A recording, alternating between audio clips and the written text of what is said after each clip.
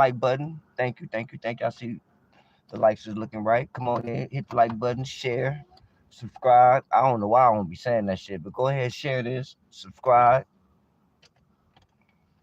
and we're gonna just chop it up for a hot minute, talk a little shit. Come on, get up in here. What's happening? What's happening? What's happening?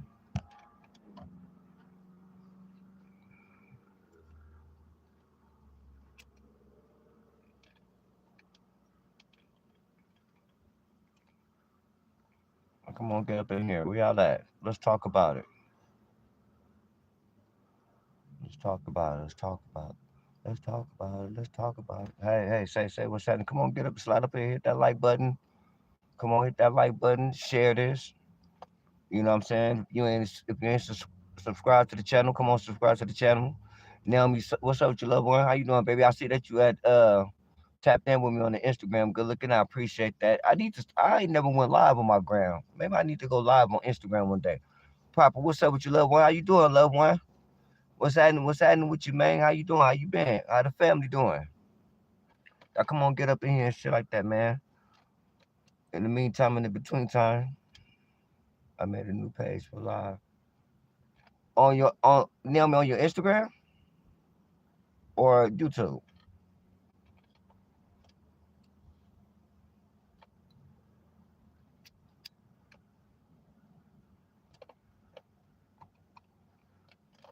Yeah, come on, get up in here, yeah, man. Come on, get up in here.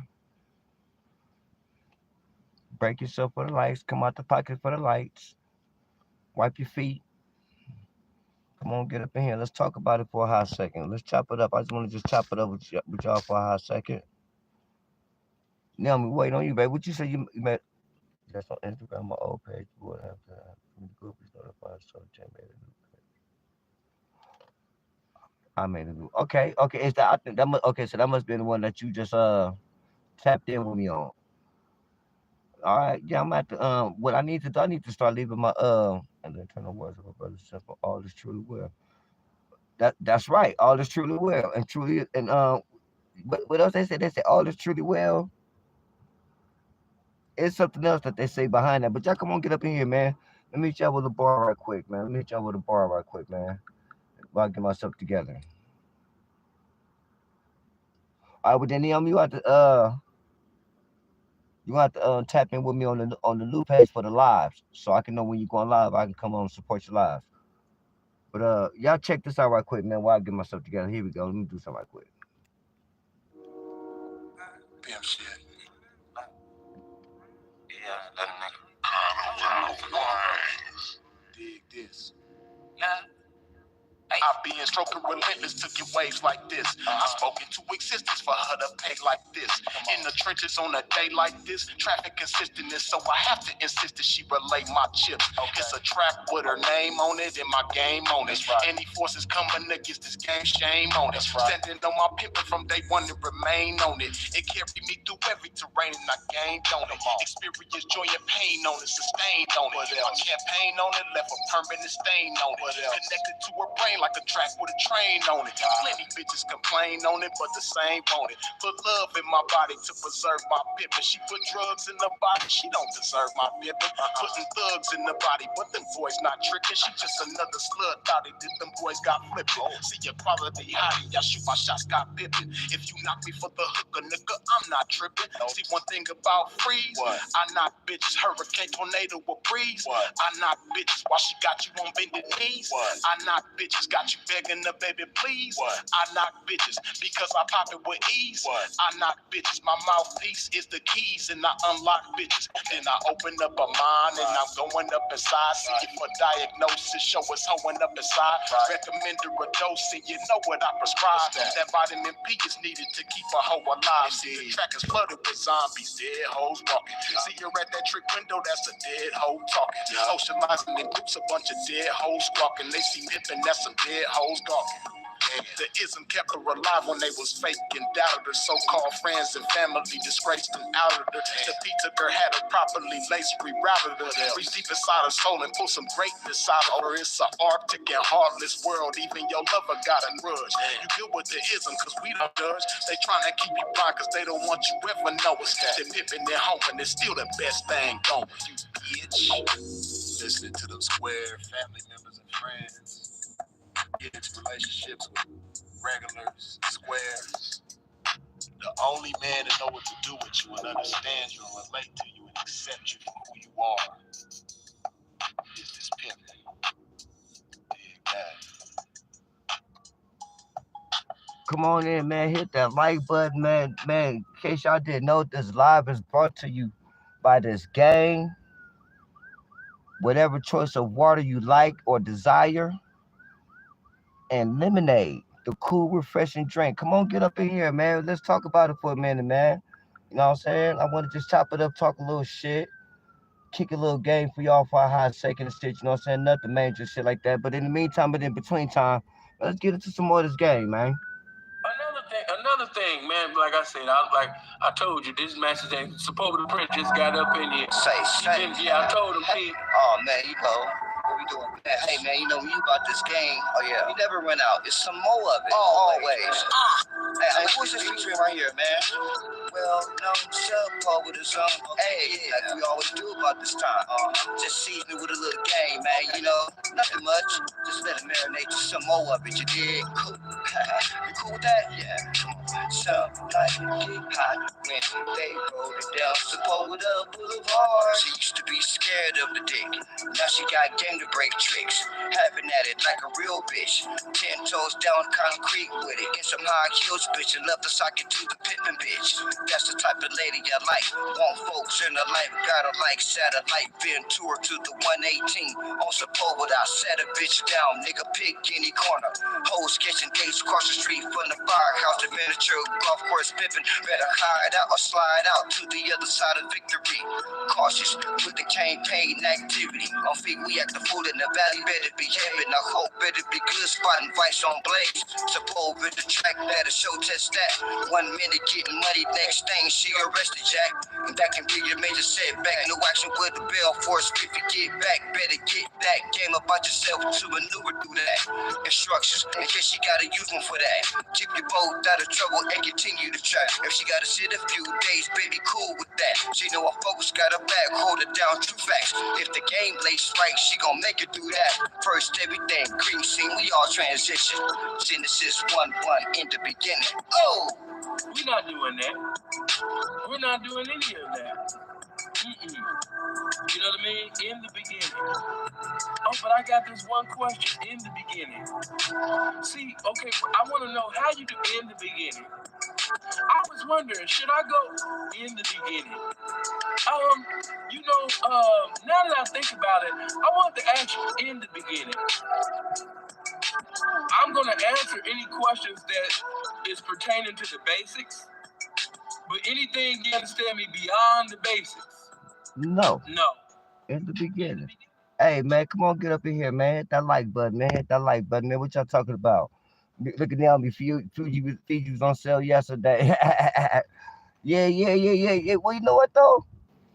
I don't really be I don't know, maybe one of my little partners might do something with it, grab it and put it up on shit like that. I don't really be tripping like that for us like as putting it up on platforms like Apple Music and shit like that because it's just really mixtape shit. You know what I'm saying? It's just really just something for my loved ones. You know what I'm saying? Kids, so what's up? What's up? With you? Come on up in here, yeah, man. Go ahead, wipe your feet off. Come out the pockets, put them likes. Get you some water.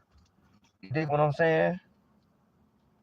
And we gonna sit here, just chop it up for a hot minute of shit. Like I say, man, I ain't you know what I'm saying? You know, I usually go up on this time of the week anyway and shit like that. I ain't really have too much to say. You know what I'm saying? We gonna pretty much talk about what's going on in today's, you know what I'm saying, world, whatever. When I Snazzy, what's up with you, baby girl? You know what I'm saying? But like I said, you know, this live is brought to you by this game. Whatever water you desire, just make sure some water and some fruit. Maybe I need to try to write up a contract with Welch's Grapes and see if we can get, you know what I'm saying, or Dole pineapple or something. See if I can get a fruit sponsor. But this live was brought to you by this game. Um, whatever water you desire and fruit and lemonade, the cool refreshing drink. You know what I'm saying? So, you know, give me a hot minute. You know what I'm saying? But for in case I know some niggas be thinking this and that, but just honestly, like me and Pete, like some niggas we just never thought you was the pimping. Say. The masterpiece, mouthpiece, simple to P. Featuring Sepulveda's own Prince. As we get back to this game that we never left. Can you dig it? Never thought y'all was the pimpin'. Only see you niggas that simpin'. In the motherfucking way, step aside. Some real ones has arrived. No, I don't fake it and act till I make it. I get it and take it and break on the bitch. Back to the blade, swinging whips. Girdle lane, campaigning, bitch. One and only that's on the throne. Well known. Sepulveda's own Prince. With a few bitches down on the corner, they horn. Going for broke on the tricks. Never thought y'all was the pimpin'. Only see you niggas that simpin'. And the sad thing is these bad bitches keep giving money to sad niggas. Some find out you pay a bag, nigga, and stay with them. Bad business. Never thought y'all was the pimpin'. Only see you niggas that simpin'. And that's a quote from a pimp partner that passed away named Simple. And rest in peace to a legend, K-Red, the concrete general. The world in the game took a real big loss. When both of y'all left, we miss y'all. Really two of some who truly, yes, did it the best. Shout out to the Ism, Freezes in, Gangsta Brown, then Poison Straight. Ain't Simple, man, tell these motherfuckers what it is, Pete, that you wanna say. I never thought that y'all was the pimpin'. I never thought y'all was the pimpin'. I just thought y'all was, niggas that basically just had bitches, man, that just didn't have no sense. But I never thought you guys was the pimpin'. If you ask me, no, I never thought you was the pimpin'. No. I just thought the bitches was looking for images that they seen on MTV, VH1, and BET. And because they was looking for the images on BET instead of a real PIMP, that's why they basically paid you. Because y'all look like, the rappers. You look like the actors in movies and things like that. And that's what the bitch wanted. She didn't really want a pimp. She just wanted a nigga that talked like a pimp, looked fly, a nice, something like a pimp nigga to fuck on. And that's why she fucking with you. Yeah, that's it. So listen, I'm not amazed with a nigga if he counts money, sure, cars, places, and all of that type of shit. That just means that, he reaping off the benefits of a bitch that can't tell the difference between the authentic and fraudulent. Woo! God damn, that shit is hot, man. Man, that shit is hot, man. I mean, how y'all doing, man? How y'all doing? Monique, what's up with your loved one? Shout out to all the ladies up in the house. Snazzy, Naomi, Monique, whatever the ladies catch it right now, catch it on the later on. You know what I'm saying? And definitely shout out, to the Most High. And y'all know it's the middle of October. You dig? We in season right now. You dig what I'm saying? We really acting up and we really feeling the food right now. And we really not, and our pimping is really feeling that to the high top tier right here with this here. You know what I'm talking about? So, I just had to come up on here and talk a little shit. You know what I'm saying? And, give a shout out to all the October Libras, you know what I'm saying? And, you Scorpios, you October Scorpios, y'all cool. But right now, it's about us, you know what I'm saying? And then what's so crazy about it, right, is that, like, my birthday the 22nd, you know what I'm saying? And I'm the last day for Libras, so who else better than it to be the last day for the Libras? To be the spokesman for us. You dig what I'm saying? So yeah, so happy birthday to all the October Libras, you know what I'm saying, and everything like that. But yeah, y'all come on, get in, sit down and shit, whatever, whatnot, you know what I'm saying? Grab your seat, you know what I'm saying, and let's talk about it. Yeah, man, let's talk about it, man. You know what I'm saying? There's a lot of shit going on. Man, there's a lot of shit going on in today's world. You know what I'm saying? So uh I'm gonna get to the street shit and everything that's going on for us, like as the case and everything like that. But man, y'all see what's going on up over here with Israel, and that's right, baby. It is harvest time. You know what I'm saying? This is, man, I'm gonna get back to the war, but right now, let me just say this right quick. No, this is the best time of the year, especially October, right? And all the fellas, you know what I'm saying, for how many? Let me just say something to the fellas. They gonna definitely be able to relate to this. You know what I'm saying? This is the month where all the sports is popping. You know what I'm saying? You got preseason basketball, preseason football. You dig what I'm saying? You got hockey that's coming to an end and everything like that. You know what I'm saying? You got baseball, the World Series is popping. Like all for all the top American sports. This is the only month where all of them has activity. You dig what I'm saying? So yeah, and then it's the fall. Like I said, man, it's the season. Cece, what's up with you, baby? How you doing? You know what I'm saying? I seen you stepped up in here early and stepped. You must have stepped. I went up to the parking lot or something like that. But hey, how you doing, love one? Yeah, you know what I'm saying? And like I say, man, this the season with so much game they had to give it two names, autumn and fall. But more important, this this this is the time of the year where you start getting in preparation for the end of the year as you look back and you reflect. You know what I'm saying? Everybody has some. I mean, cause I know, man, and time is still going, but I know when I look back at this year, man, like one of the things that's gonna stand out for me is like I lost a lot of loved ones this year, man. Man, I lost a lot of loved ones. Of all ages. You know what I'm saying? And what's crazy about it that really it wasn't really too much of it was due to like street shit, gang violence and nothing like that. You dig what I'm saying? So but it's that time of the year now. I'm not like I say, man. I'm not really into the particular holidays, as far as like as Thanksgiving goes and Christmas in particular. Them days, you dig. I'm more. I just like more of the whole season. You know what I'm saying? The chestnuts roasting. The you know what I'm saying? It's time to put on that big coat and them gloves and the beanies.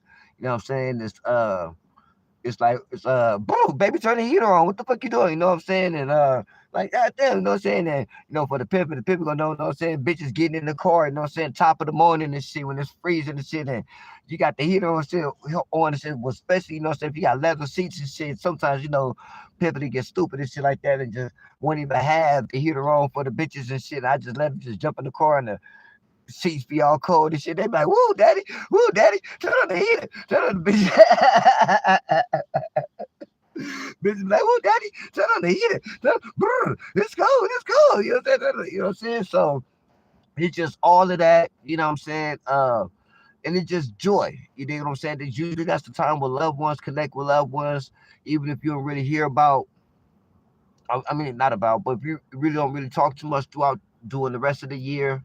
You know what I'm saying? Usually it's summer. So that's why I say autumn is that season, man. You know what I'm saying? This is a lot of baby making going on. You know what I'm saying? This is the time where, for all the players and shit and the playerettes, you know what I'm saying? Y'all start cutting down your little roster, you know what I'm saying? Or you start picking through your roster trying to figure out, you know what I'm saying, which ones who got the, you know what I'm saying, for the ladies and shit, y'all probably trying to figure out which nigga got the most money and which nigga just got that cool little job and he 20, 30 days off the 90 probation and shit. So, the benefits gonna come through and everything. So, holiday season coming up. So, bitches they picking through the roster, you know what I'm saying? The fellas are doing the same thing, you know what I'm saying? Like, damn, which one of these bitches, man, I've been taking care of for most of the year and shit ain't did shit, you know what I'm saying? You start cutting that down, you then, baby that you ain't really been paying too much attention to and shit. They got the cool little gig and just got the nice little spot and, you know what I'm saying? She like two paychecks away from getting that new car for herself, you know what I'm saying?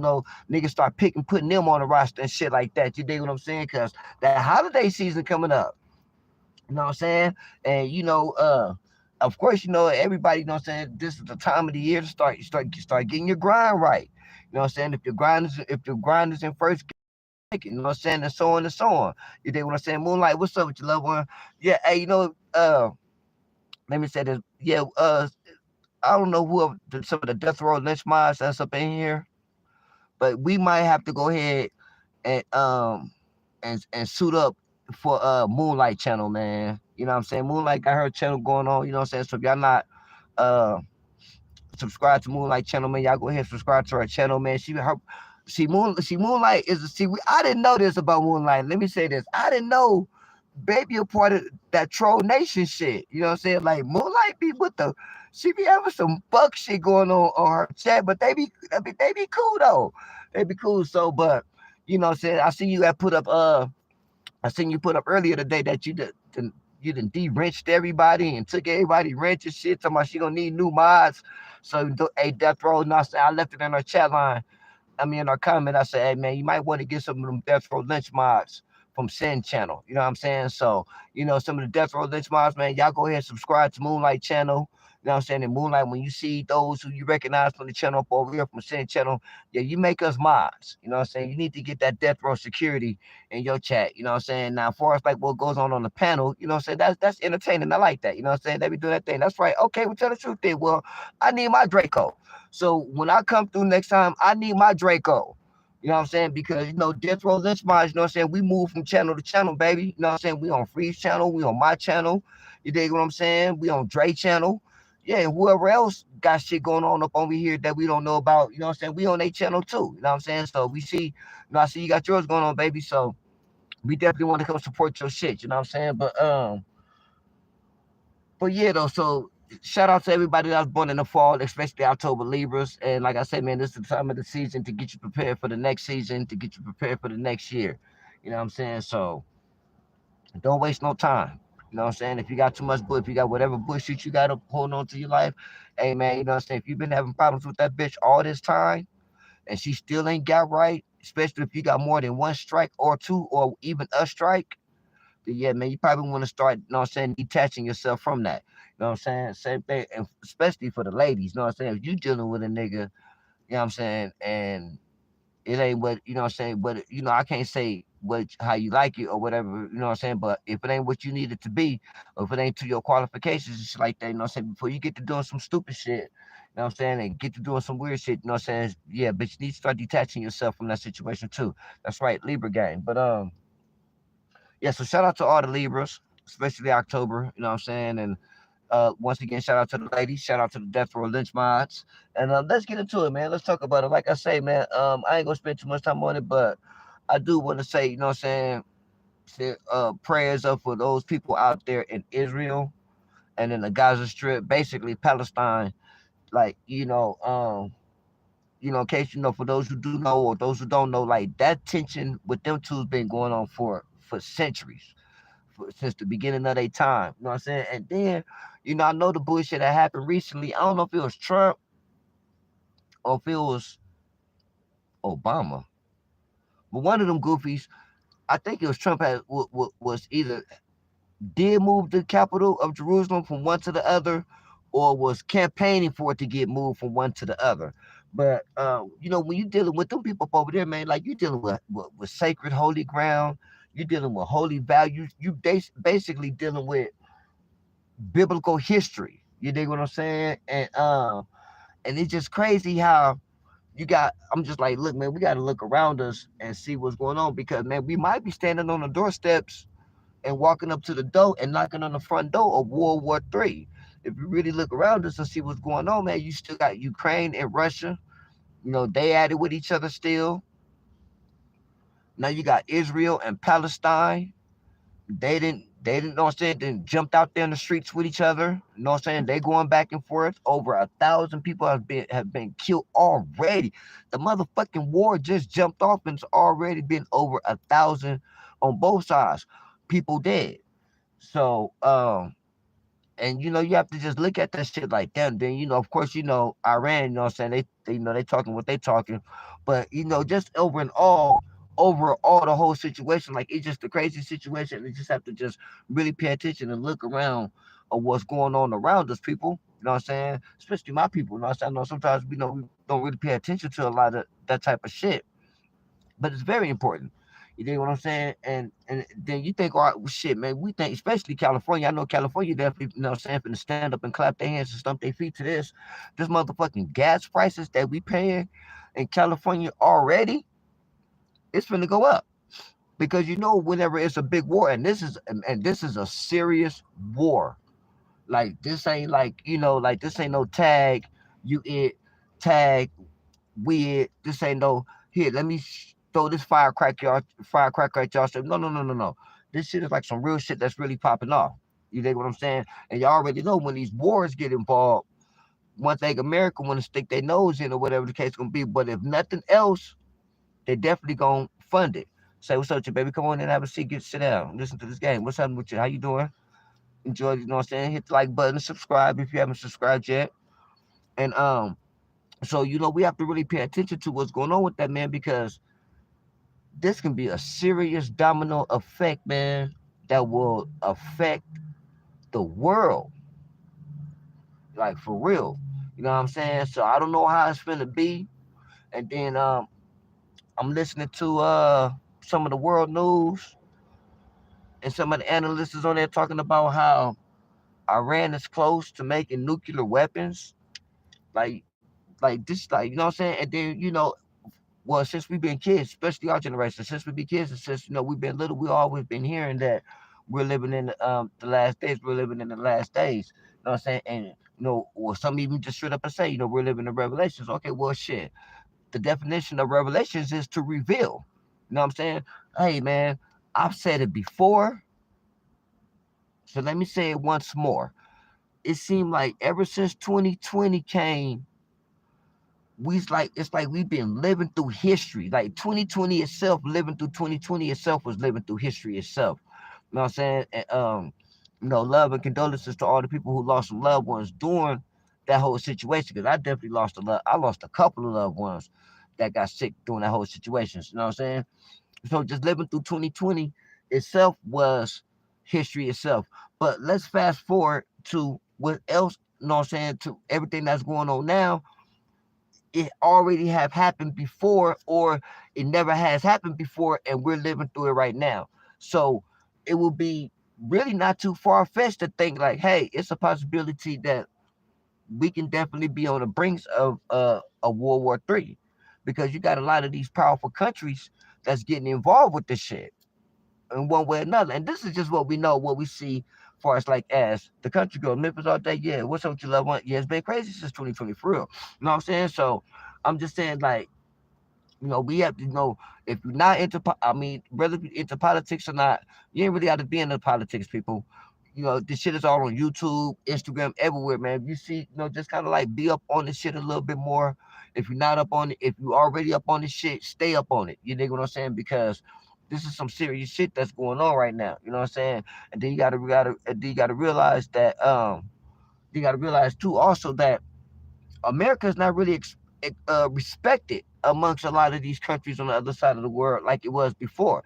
Since you already got the BRICS thing going up over there, which is the what is the British, the Russian, India, China, and somebody with an S. Oh, South Africa, where they then came together and formed their own dollar. So even the power of the dollar, of the American dollar, is losing its value worldwide. You know what I'm saying? The euro, the European Union, the EU, losing its value worldwide. You know what I'm saying? The Chinese yen, yeah, it's stable. But this new BRICS thing, man, and which is crazy, right? Is because when they end up doing that fuck shit and having that coup d'etat, which is a coup, you know what I'm saying? COUP, for those who don't know, you know what I'm saying? Basically, when the people attacked the government, when they did that coup d'etat with what's my guy name in Libya? What's my guy name in Libya, y'all? That they did that too. Muammar Gaddafi. He was on the start of creating his own dollar with other countries that's on the African continent.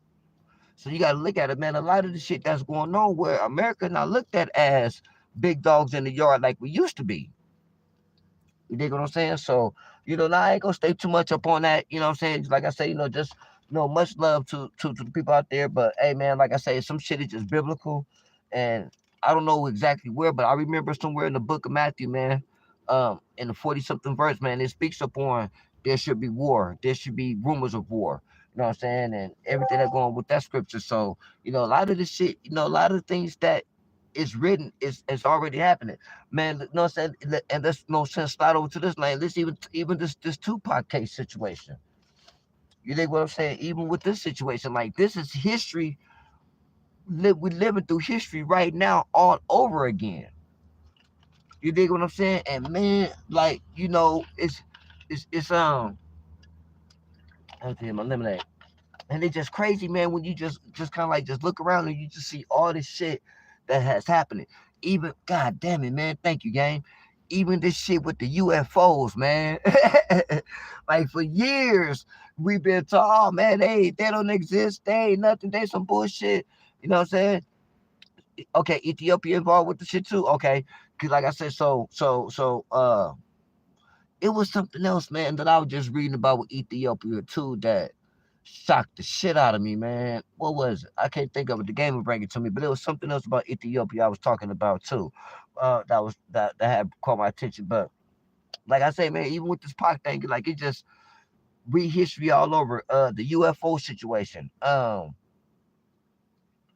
The also the way that the music got transformed, the streets. You got your sent the alphabet barbecue, Memphis barbecue, Mississippi Mass Choir Committee. Look at all the power that they done got. You know what I'm saying? Seemingly out of nowhere. A lot of religious tensions been going on. You know what I'm saying? You got a lot of these, you know, uh, uh, a lot of these mass killings is getting out of hand. Tony Davis, what's up with you, loved one? Yeah, Tony, man. I was just telling Moonlight, man, that we need some of the Death Row Lynch Mods need to get poured onto her channel, man. You know what I'm saying? Bring some type of order around there. But yeah, like I said, man, if y'all ain't subscribe to Moonlight channel, man, y'all go ahead to Moonlight channel, man, and jump in that motherfucking chat and just trip off that shit. Hey, Moonlight, go get So Fly, man.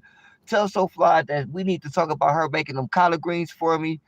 And what's baby name that's gonna do the air that's gonna fry the chicken up for me? I forgot baby name, but baby girl that said she was gonna fry the chicken up for me.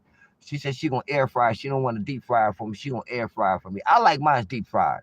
You know what I'm saying? So but we'll take it air fried. You know what I'm saying? But yeah, go ahead and get So Fly. Tell her come up in here. So we talking about her cooking up these collard greens for me. You know what I'm saying?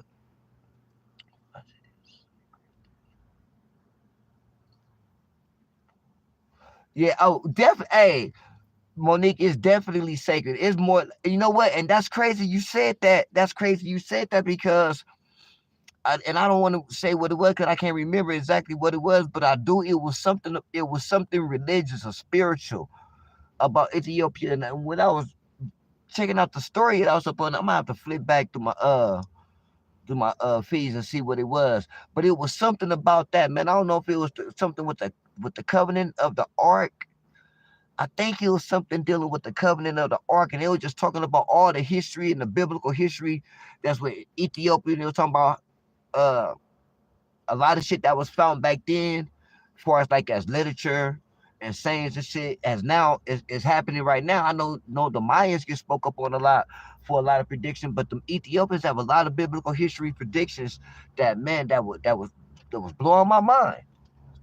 You dig what I'm saying? Which just blow my mind. So yeah, man. So like I say, it's just a lot of things that we're living through right now is history, man.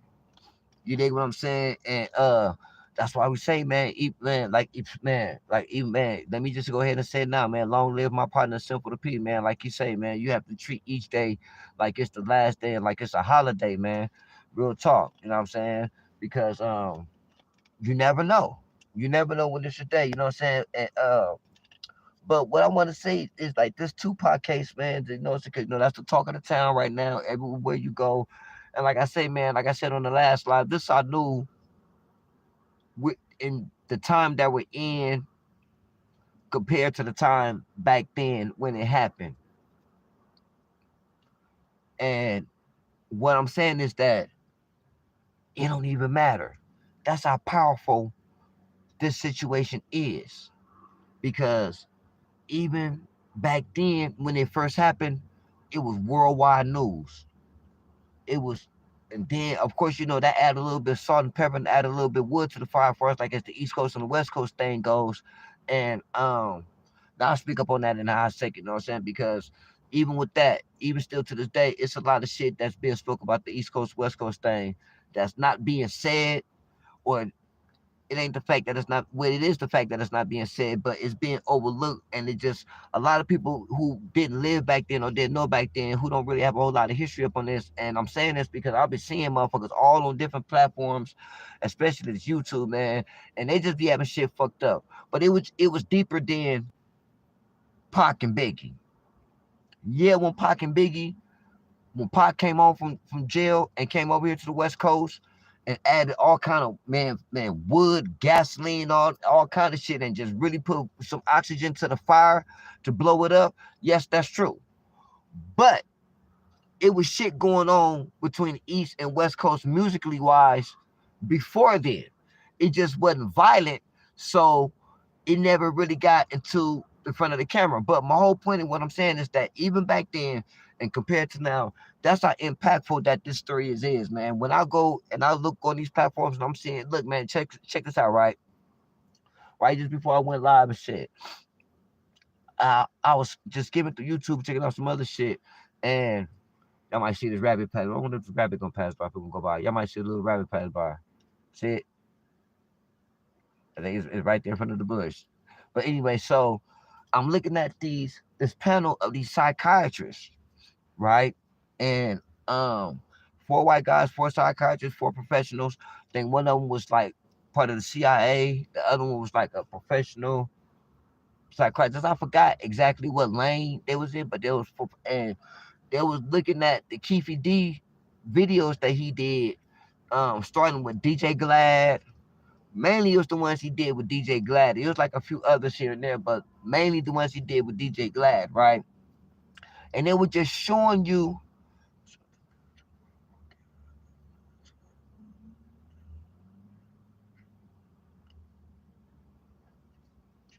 yeah, for real, for real. Yeah, you said what you saying is right.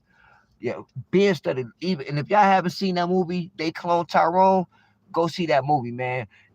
And don't look at that movie from a comical point of view. Look at that movie. Look at that movie from a methodical.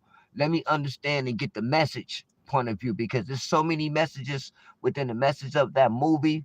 Like even the characters, man, it's the idolized characters of the ghetto: a pimp, a hoe, and a dope dealer. Like those the three main characters, and I don't even want to get into it, man. Like it's deep. It's deep. Like I said, when I first seen that movie, man, I had to look at it two more times. The first time I seen it, and I was kind of like running in and out, in and out. So I didn't get a chance to really see it, but I seen enough for it to grab my attention, right? So bam, a day or maybe the next day or something like that, whatever. I was talking to my peoples about it, and they was like, "Did you see?" Because they had fell asleep. They're like, "Did you finish watching the movie?" I'm like, "Yeah, I did." You know what I'm saying? But you know, me and the girl, we was running in and out. You know what I'm saying? Go up over here, go by to take her over here, take her up over there, blah blah blah blah blah blah. You know what I'm saying? A couple of alcohols here, a couple of alcohols there, regular here, regular there. Store run, get the trees. No little miscellaneous shit like that, right? So I end up seeing it again that night, and I looked at that movie, and I'm like, damn.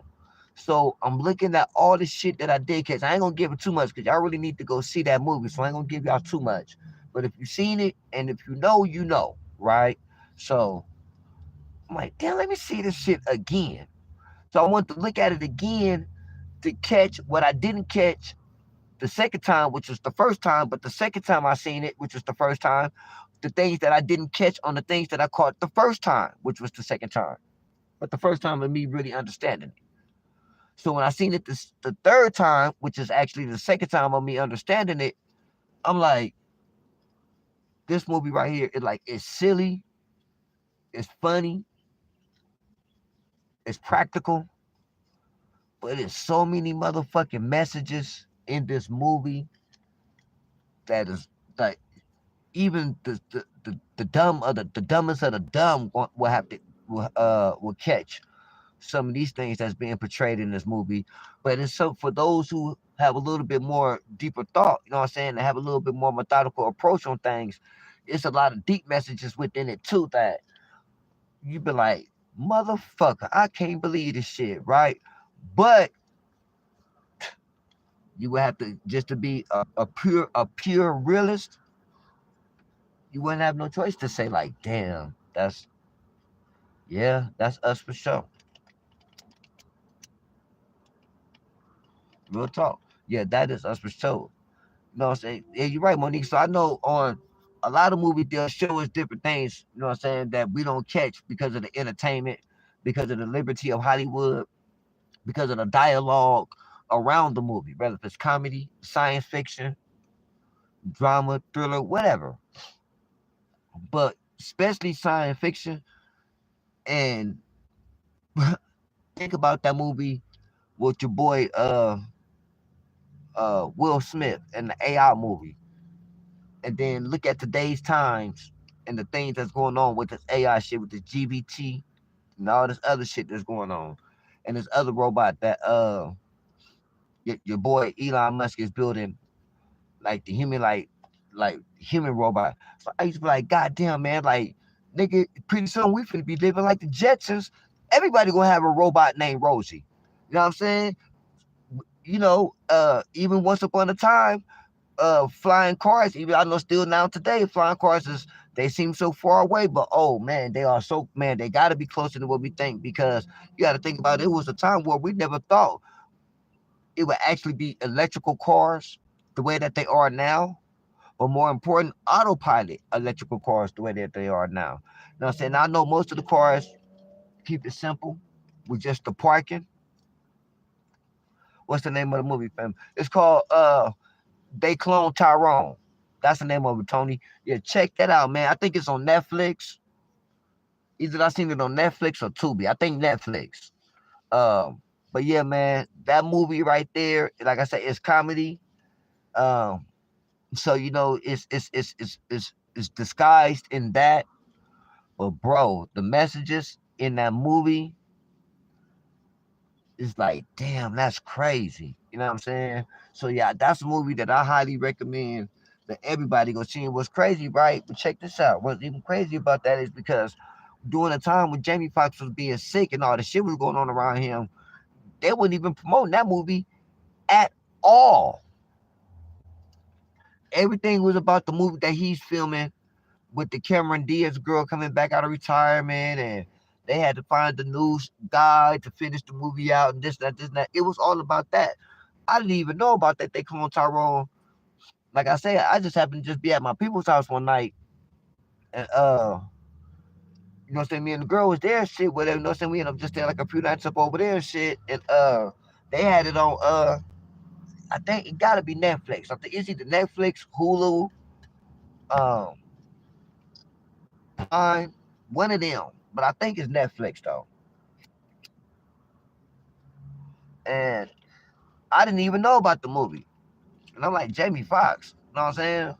So, and it takes place in the like the late '80s, during the whole crack epidemic. Pippin was kind of like going out of style. A lot of the hoes, a lot of the P's was either get turned away from the game or got turned onto the drugs. Um, I don't remember in particular what city it took place in, if it did take place in a particular city, but it could have been LA though. But I could be wrong though. It could have been LA, New York, something like that. Yeah, man, check that shit out, man. It's man, it's deep, bro. It's a deep movie. And all I kept thinking with, and all I kept saying was telling people was like, damn, why they didn't promote this movie like that? Why they not promoting this movie like that? Like, and then after I had seen it, and after the word got around a little bit, then I started seeing it being promoted on different little platforms and shit like that. I'm like, okay, now the word is getting around. So we still spreading this game, which is the word. You know what I'm talking about, like Dijon mustard around. You know what I'm saying? Because we ain't going nowhere and don't care. So we still spreading the word. So I'm spreading it to y'all. You know what I'm saying? If you haven't seen that movie, please go check that movie out. And please, it's cool to be fooled by the comedy, but please pay attention to what's going on. You know what I'm saying? Just as a people, just as a culture, it's like a mirror being put in front of our face where we have no choice but to take a look at ourselves. And like I say, just as a pure realist, can't even get mad. You gotta accept it. You gotta be held accountable. Just like we gonna hold that bitch accountable, just as a people, we gotta just be held accountable. You know what I'm saying? And, so I'm just saying that to say that when I was looking at these four psychiatrists, look at the Keefy D video, and they were just showing like the discomfort with him, and they were just basically showing like the body movements, the way he breathes, how he do the fake stretches. know what I'm saying? The way his eyebrows go up behind the shades. And it just gave me like a whole different point of view. Regular on social level. It just kind of like gave you a whole different point of view of looking at him and paying attention to the movements and the things that he was doing. And like I said on the last video, and I'm gonna say it, and I'm gonna say it as long as this is the hot thing to say. I mean the hot topic, and I'm gonna have it to say, man. Uh, I still disagree with everything that was done by OG, from the book to the talking, all that shit. Like I said, man, some things you got to just take to the grave with you. And OG should have stopped at the book, because even I have heard detectives even say it, old detectives and new detectives. And now everything. The world approaches everything from a mental point of view right now. You know what I'm saying? You even got psychiatrists online you can talk to. You know what I'm saying? And shit like that, which is a good thing, because the world is definitely going crazy. You know what I'm saying? We are definitely losing our motherfucking mind. But so now you have psychiatrists that's a part of the BAU, which is the Behavior Analysis Unit, part of the FBI, and certain psychiatrists that deal with serial killers and criminal convicts and shit, like, and career convicts, I should say. So even they, you know what I'm saying, approach to the shit is kind of like, yeah, certain things that do be saying, certain things that do be doing, you can tell, yeah, he lying with this, he lying with that. And it just kind of like just gave me a different point of view of the shit. But this is what I want to say about that, though. And like I said before, man, I disagree. At first, man, I didn't really pay too much attention, right? Didn't really pay too much attention. But just kind of like, doing seeing this, and paying attention to this, paying attention to that, you know, uh, being showed how to see things from a different point of view. And yeah, man, I must say, man, your boy Diddy, he got a problem in front of him. Hey, man, like I said on the last video, the feds is not showing all their cards. But if you pay attention, those who really been up on it, you know what I'm saying? I'm pretty sure people that been up on it more than me, because I don't really be having time to be on it like that. So when the time is right, I try to assess much information as I can, and digest it from there. But um little things, more things has been coming out, right? For example, they got the bitches that was in the car behind Keefe now when they popped at them and they took off and they made that right. And Buttrey got behind the bitches, which was behind the Cadillac, but Buttrey went on the side, and the Cadillac and Buttrey started busting at each other. And the bitches was talking about how they was in the middle of that. But during that whole time, Keefe D thought the bitches was following him behind them, letting off the shots. What up with this? With this? All right now? Man, I hate when people call me SP, but I'm gonna let that one slide though, man. So I got one partner, man, that I let call me SP, man, and he know what I'm saying, but I'm gonna let it slide this time. But otherwise, me, the Sepulveda Prince. But come on in, have a seat, enjoy. We just shooting shit, man, talking shit. Know what I'm saying, about everything that's going on. So little shit like that, right, start coming out. So I'm like, damn, okay, I didn't even know about that. So my whole point is that if they letting little bitty little shit like that leak out, man, thank you, game. Just like, and man, this is even crazy, right? See, damn, this is crazy. See, we be on so much about niggas snitching nowadays, right? Both of them niggas had confidential informants on both of their sides. Delisha, what's up with you, loved one? Come on in, baby. How you doing? All right. Shout out to the Libras. In case y'all didn't know, Delisha, even though she's a September Libra, okay, but she's still a Libra. She's still a fellow Libra, and we still love her. So what's up, baby? But so both of these niggas had confidential informants working with the police on both of a death row nigga and a nigga from Southside. I said, motherfucker, you got to be kidding me. Both of these niggas had informants. And I said, that's crazy, man. As bad as we talk about niggas snitching nowadays. I said that's only because it's so much social media. It's a camera everywhere. It's a platform everywhere. You know what I'm saying? It's the internet that got a little bit more powerful. So to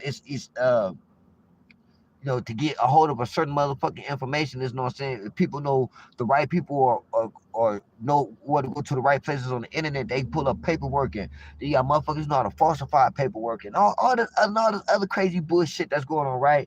But hot damn, man, even back then, you had motherfucking nigga snitches, and they probably did a better job with it back then because obviously they did because what, 27 some years later, and I don't think too many people even knew about this. I said, you got to be motherfucking kidding me, right? So I'm just saying all that to say that back then, just like now, big phenomenal story has taken over until so even all man when I go through my timelines, man, on certain little feeds like my news feeds and really shit, like what's going on in the world feeds. All I see is the Gaza and Israel war, Tupac, Keefe, and Puffy. I said, damn, that's motherfucking crazy, man. All right, for sure, baby. All right, for sure, loved one. And I said, man, that's crazy, man. I said, all the fuck they talk about everywhere we go. Everywhere I look at right now, it's either the war or this Tupac shit. I said, man, this is a big story right here, man. Different news, different languages, and everything like that, right? So, but this, let me say this though, man. One thing I wish some people that's not us. I'm talking to the others.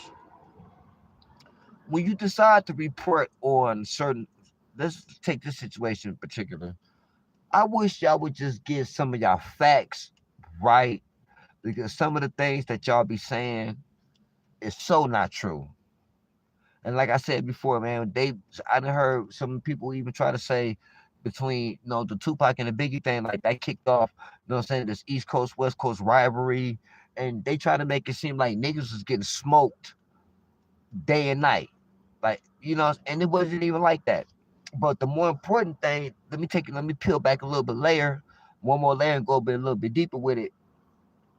When it comes to the shit that was jumping off in Compton after Pac got knocked off, some of these reporters, y'all got y'all information fucked up. Y'all got it wrong. So y'all be making it seem like uh a war popped off between the Mob Pirus and the Southside Comptons behind Pac getting killed. And that's not true. No, that's not true at all. Was it some shit popping off? Yes, it was. But it wasn't all between the Southsides and my Parus. Let me give y'all two factors right quick. Everybody from Mob Piru didn't accept Tupac as a Mob Piru member. You have a few that was around that circle that might have, but I'm speaking on behalf of the niggas that was on front line every day beefing with the Souths, beefing with the Atlantics, beefing with the neighborhoods, beefing with the Duckies. You dig what I'm saying? And at the time, Mob and Ludus Park wasn't even seeing eye to eye with each other. So you basically got internal beef within our own section. So a lot of them didn't feel the need. Well, let me say this. A lot of the ones that was important didn't feel the need to go out and kick off some shit that really had nothing to do with them like that. Okay, y'all stay with me because I'm gonna bring something else in with y'all. Stay with me. The South is looking at it like, well, we already up one. Even though we know that, he not no official, but shit, he act like it. He got involved like he is. So we're gonna take this point. Obviously, they did because once again, we having this conversation about the boy, which we shouldn't be having.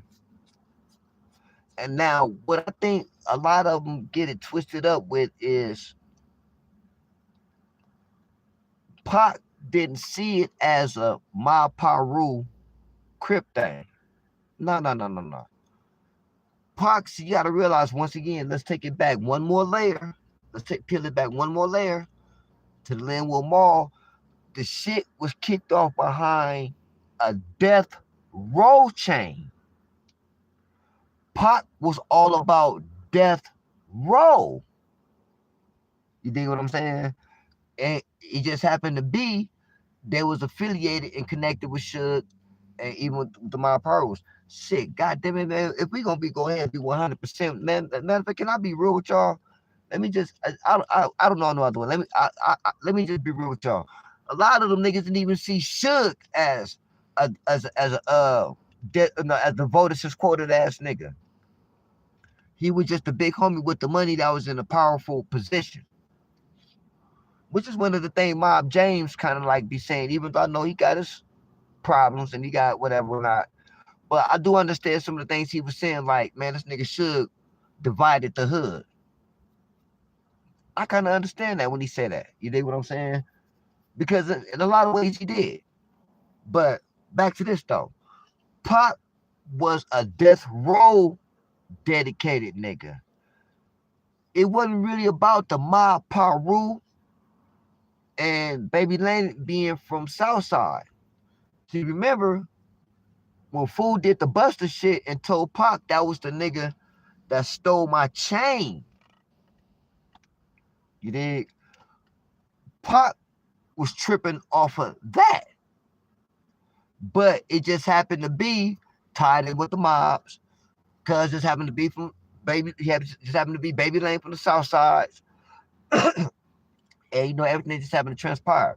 But to some of you reporters that's others, or however, whoever, man, y'all got to get that shit right because y'all be saying a lot of that shit that's not true. Wasn't no war between the mob Parus and the Southside Company. Nah, man. Now, was there some shit popping off? Yes. But if you really know, then you know that, man, that was between Parus and Parus. Yeah, if you really, really want to know, when all this shit got to popping off, well, Heron, Buntry, dude from West Side, from Paru from the West, I think he's either from Treetop or Neighborhood. All that shit that got to popping off with that, man, that was Parus against Parus. Was there some shit jumping off a little bit here, a little bit there? Yeah, well, Southside and Mob, they been doing that. They didn't need Tupac to go get at each other. No, they've been doing that for years. That's big. That's just what they do. So, and just being as a dude, you know what I'm saying, who, like I said, man, born and raised and lived around that shit and was, around that shit and was old enough to understand, like I said, I wasn't no kid or nothing like that. Uh, it just kind of like, it just kind of like just feels wrong, you know what I'm saying? Like, when I listen to this person, a lot of the shit that they be saying is true. Don't get me wrong, but time after time, even when some of you white people try to be funny, right? And they be trying to call him Tupac. They be trying to call him Pac. It's like, come on, bitch. All these motherfucking years, his name is Tupac Shakur. Some of them try to be funny, be trying to call him Tupac Shuker. I'm like, bitch, you for real? Bitch, you really, you really just butchered the homie name like that, though, right? It went from Shakur to Shuker. Like, that's just disrespect, you know what I'm saying? So, I wish some of y'all will really get the shit right or stop being disrespectful, you know what I'm saying? But look, let me say this, though, right, man? It's crazy that it became, man. Every time I just think about that shit, like that's crazy that it became this. But yeah, man. Diddy, yeah, Sean Combs might. Man, something is going to happen. I don't know what. I don't know this and that. But like I said, the feds, they got to realize they the engine behind this shit. Even though I know it was Las Vegas Metro Police, but like I said before, man, that was backing by the feds. A lot of the feds gave them that game. And like I said before, man, we got to be crazy to think that people that's feds now and even just average policemen now wasn't Tupac fans back then. So now that they got in a position of power where they can do something about it, they did that. And like I said, it's just crazy how, once again, I'm saying, if OG decided to do all this, first thing dude should have did is get a better understanding, so he wouldn't have came to this misunderstanding about the shit. Because, bro, you went from letting enough leak to this position that you in, which is crazy. And it just kind of like, and it just doesn't, like I said, man, it just doesn't surprise me on how big of an impact that the story is making, or has made, I should say, and is going to make. Because trust me, y'all, man, we only in the first inning of this shit. Like this, it's gonna be a lot of shit that's gonna happen that I think we didn't even see coming. A lot of people, like I said, man, when I heard the girls, and then they got some of the shit that they and how I know about the girls and the other people is because some of the shit kind of the transcripts came out about the grand jury indictment. So this is testimonies that people have gave when they did the grand jury indictment, which gave the grand jury okay to sign off for them to even raid dude house. You dig what I'm saying? And no, scratch that. I'm sorry, y'all. Bring that back. Rewind that back. This was the talk about them to arrest him for the charges that he's got right now. Which, like I say, man, the feds has something to do with that. And the feds was the ones that was like, man, y'all need to go get dude. You know what I'm saying? So, the feds definitely, like I said, no, they're gonna have something to say within this, have something to say about that. But like I say, man, I could think, even though it's 2023, right? If this was still 1996, the impact is still major then. I mean, now as it was back then. But let me just take a trip, man. I just let me just, I just take a ride with me right quick, right? Let's jump in this mental vessel with me, and let me just take y'all back to the '90s right quick, man. To LA. Let me just give y'all a little bit deeper insight of things, right? Because y'all gotta realize so much shit was jumping off in LA that started that was in, like, man, we came through kicking the dough down with shit, right? So, and eventually we'll lead up to, it'll get up to the West Coast. I mean the East Coast and West Coast thing. But let me just take it back right quick. Matter of fact, right now I need y'all to hit the like button, subscribe if you ain't subscribed, share this if you can, hit you some water, hit you some fruit. If you ain't got that, then get you some lemonade. Anything else, no, I don't know what to tell you. You know what I'm saying? If you got you some weed, spark you up some weed, man. If you got you some drink, spark you up some drink. Cause I want y'all to get relaxed. I just want to just take y'all back real quick. I might even have to make the changes on this thing, man, and call it the 1900s. But let me just take y'all back right quick. Let me do. Hold on.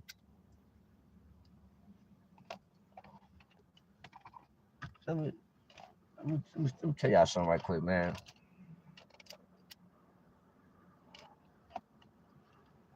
Let me let you know. All right. So look,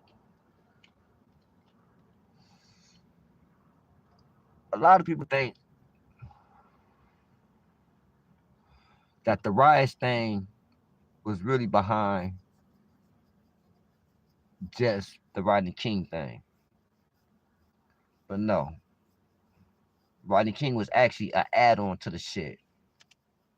So let's go back to 1991. Yeah, 91. The Rodney King thing did happen in 1991. Don't get me wrong. But before that, we had a little girl named Latasha Harlan that got killed by well, back then we called them Orientals, but she was an Asian lady. What's crazy is that Asian lady is out right now, and she out there like in the Palmdale, Lancaster area with her. But anyway, she ended up killing Latasha Harlan's behind orange juice. She was saying that Latasha had stole it, and one thing led to another, and baby just put out a burner and just popped her. We was That really was the kicker right there. And what that did was it got us, like looking at them kind of funny, like, well, hold on, y'all for real? Because actually before that, it really wasn't no tensions between us and the Orientals. Actually, we shared a lot of shit with them. That's why a lot of the Asian gangs a lot of the Asians is Crips, really, because most of them come up out of Long Beach. But you got a few Asian gangs here and there, and for the majority of them, they mainly like Crips and shit like that. But a lot of the Asians and the blacks, like we really fucked with each other before this had happened. And the crazy thing about it is that the lady didn't even, all she got was 5 years probation. After all that shit, man, she got 5 years probation. That's crazy. It's a 1022 on my shit right now. So we already was low key tripping off that. Then the Rodney King thing happened.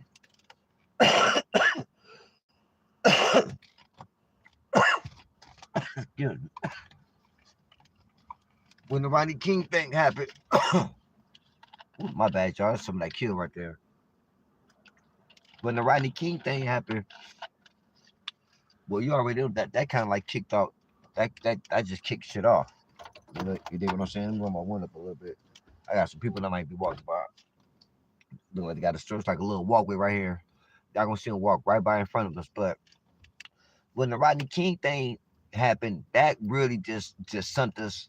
It just sent us up. You dig what I'm saying? It really sent us up because we just felt like enough is enough. And this is 1991, y'all. This is 1991. Like the 90s, like I said, man, the 90s came in rocking and rolling in LA, right? So we got the Rodney King thing. We already pissed off behind Latasha Harless. And then me personally, just to open up a personal file, then me personally, I went to like 6 funerals that year.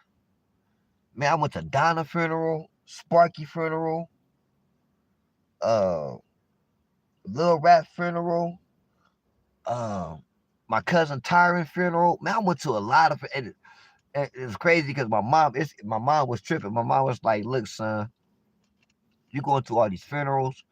No, it really kind of like scared moms a little bit to the point where moms that asked me, she was like, "Look, man, I can either get you some life insurance." Or I can get you some medical insurance. You know what I'm saying? She was like, matter of fact, I'm gonna get you some life insurance. She was like, you know what I'm saying? If anything happened to you, like for like because she like still getting herself together, whatever not. So she like, shit, man, if anything else happens to you, son, you're gonna have to just, because I didn't even say that, man. I got shot that year. So there's a lot of shit that happened in 91. But speaking on behalf of the city though, that's why shit ended up boiling over to now we go into 1992, right? So yes, yeah. See, Monique knows something. Monique, that's what she. You know what I'm saying? Monique is, you know what I'm saying? She's a South Central native. So now that takes us over. Shit is boiling over, and it's tempered over into 1992. Damn, baby got a little body on her. Okay, fellas, y'all seen that? That's what I'm talking about. Baby got a little body on her. So, y'all stupid. So, um, which shit boiled over to 1992.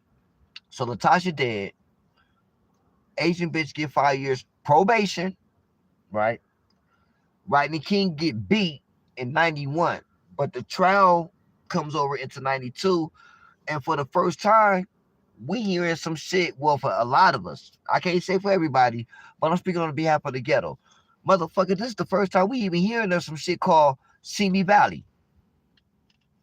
Simi Valley, where the fuck is that at? Oh, that's way out there off the 118. Oh, that's what the Ronald Reagan library is at. Yeah, Reagan got a library out here? Yes. Where that shit is at? That shit is out there in Simi Valley. We haven't even heard of Simi Valley. Simi Valley is still to this day, I'm gonna say 85 to 90% Caucasian. You know what I'm saying? It's even an area that even only certain Caucasians fuck with. That's how not really small, but that's just how much to they self that they are. So therefore, the ghetto blew our fucking minds. Like, where the fuck is Simi Valley at? Because niggas want to be niggas. Niggas want to be niggas. What you mean by that, man? Niggas want to be niggas, man. Niggas want to be at the courthouse. Niggas want to be out there picketing. Niggas want to be out there barbecuing. Niggas want to be out there partying. We want all the white cops that's involved with the shit to see us. We want the media. Niggas wanted to be niggas. And we couldn't be niggas. We couldn't be niggas because they ended up moving the case to Simi Valley. A lot of us didn't even know how the fuck to get this. Never even heard of Simi Valley, let alone how to get there. So now we all glued to the TV. Right? And then the verdict come back, not guilty. Well, y'all already know what happened after that. That's when the motherfucking riots kicked off. So just to give a insight and a deeper thought on the cause of the riots, it's because, man, just as a people, we was fed the fuck up. Enough was enough. And then this is what's crazy about it, right? Thank you, gang. Thank you. Thank you. Thank you. Rodney King getting beat and it getting caught on camera was something new to the world that wasn't from the ghettos. Meaning that all ghettos, especially down south, Midwest, East Coast, everywhere. What? Niggas been getting beat by the police. Niggas been, especially in LA. Oh man, especially if you got caught up by, they don't even got them no more. But motherfucker, no nigga that had 77. I mean not 77, but Firestone. They had Firestone District, man. Stay catching, nigga. If you was, man, especially the East Coasters. Man, if you was the East Coast, they was catching coasters, dropping them off in swan hoods, catching swans, dropping them off in East Coasters hood.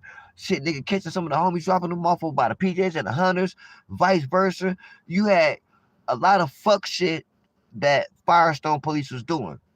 That just one. You know what I'm saying? Don't even talk about those over in the west side. They had Lennox. You know what I'm saying? Those who over there, like the Inglewood, the Hawthorne area, they know what I'm talking about, man. They had Lennox up over there. You know what I'm saying? So the police been beating niggas. So that wasn't nothing new for the ghetto everywhere. But when it got showed on camera, we took it as, speaking on the behalf of LA, we took it as like a, now y'all believe us. Now y'all see what we talking about. Mama, I told y'all that time I got beat up. You thought I got jumped for gangbanging. No, I got beat up by the police. Dad, I told you that the police beat me up. And, or speaking from a girl's point of view, telling her father that the police grabbed her and threw her in the backseat of the car and took her somewhere, dropped her off at a bus stop somewhere, and took her little boyfriend that Pops is already mad at his daughter is seeing anyway. You know what I'm saying? But they done took this little nigga and beat him up somewhere like that. Now you got this little nigga peoples is mad at the little girl peoples because the little nigga's brothers thinking that the little girl brothers done beat him up. So the little nigga's brothers didn't come up over to the little girl's house tripping. The little girl brothers like, y'all got me fucked up. This, you know what I'm saying? And shit. And it was just a domino effect for all of that. Yeah, Monique, definitely the 1965 Watts riots, but that was like really before my time. But you're right, mama. It really started. It started. We can even peel it back further than that. But I'm just speaking really on the behalf of the 90s, because right now a lot of the Tupac shit is in the news. So it's taking a lot of us who lived through the 90s, especially those of us out here in LA. It's day after day we're being reminded of what we was doing, and it's taking our mind back to that time zone then. So and no, and it was a lot of shit that was just going on during the 90s at that time. So I'm like, fuck it, you know what I'm saying? Let me just, just walk them through, you know what I'm saying, little by little on how much shit really did happen in the 90s. And we're going year by year of the main things. So we in 92. The riots jump off. And like I say, man, it was just enough. We just basically just had enough is enough. Like, this man got beat senselessly on camera in front of the world. And you motherfuckers, and where they at again, my nigga? Sancho, Cinco, Simi Valley, my nigga, Simi Valley. You motherfuckers in Simi Valley, then found these motherfuckers, it was just a whole bunch of shit. And then on top of that, the bitch only get 5 years probation for killing a 15-year-old girl behind some motherfucking orange juice? You gotta be kidding me. You gotta be kidding me. You dig what I'm saying? So that was a problem. And then when they come back, and that's why the results are as y'all can see, the riots was the results of our thoughts. Fuck this shit. Enough is enough. And we know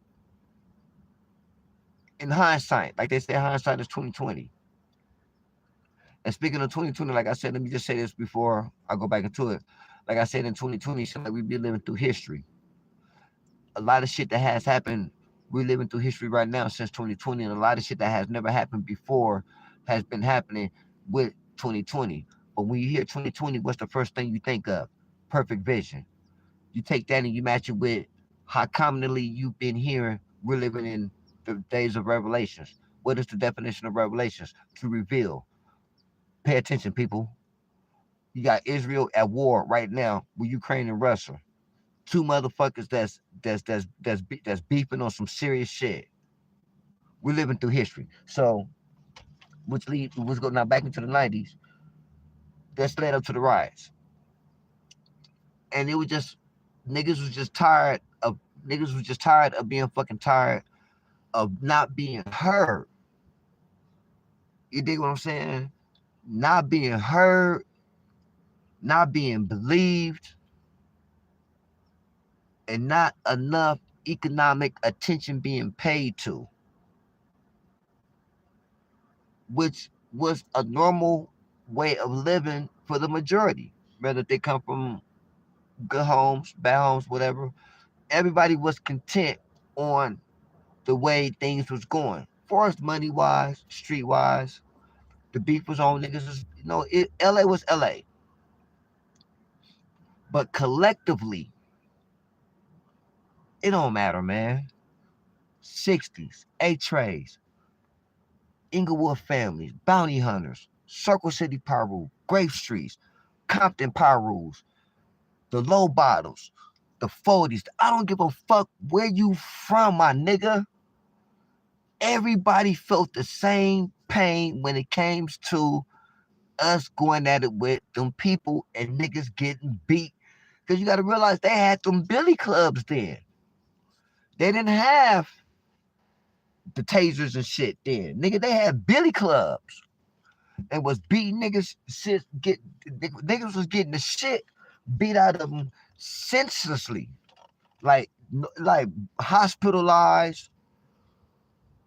You had some that end up going to court. You had some that end up getting lawsuits. But the majority of us didn't, man. Niggas are just tired of the fuck shit. So we tired of the fuck shit. You slap us in the face once by giving the bitch 5 years for probation for killing Latasha. And then you slap us again, backhanded. This time you pimp slap the shit out of us when you backhanded us with the non-guilty verdict. And that's why shit went up in flames. So let's keep going. So we still in 92. Another thing that popped up in the 92s that came after the riots, and the reason why I'm going to say this because the homies is one of the reasons why this even happened. It wasn't for everybody, but it ended up dominoing to the majority. And that was the gang truce, right? The gang truce was it was cool. It was fun. It was cool. It was cool. Uh, I think one of the effects that we going through right now, that we've been going through from the gang truce is that because first let me just take it to Genesis 1:1 in the beginning with it. The gang truce is really between the grapes and the bounty hunters. Okay. It's originally in the initial name of it is the Watts gang truce.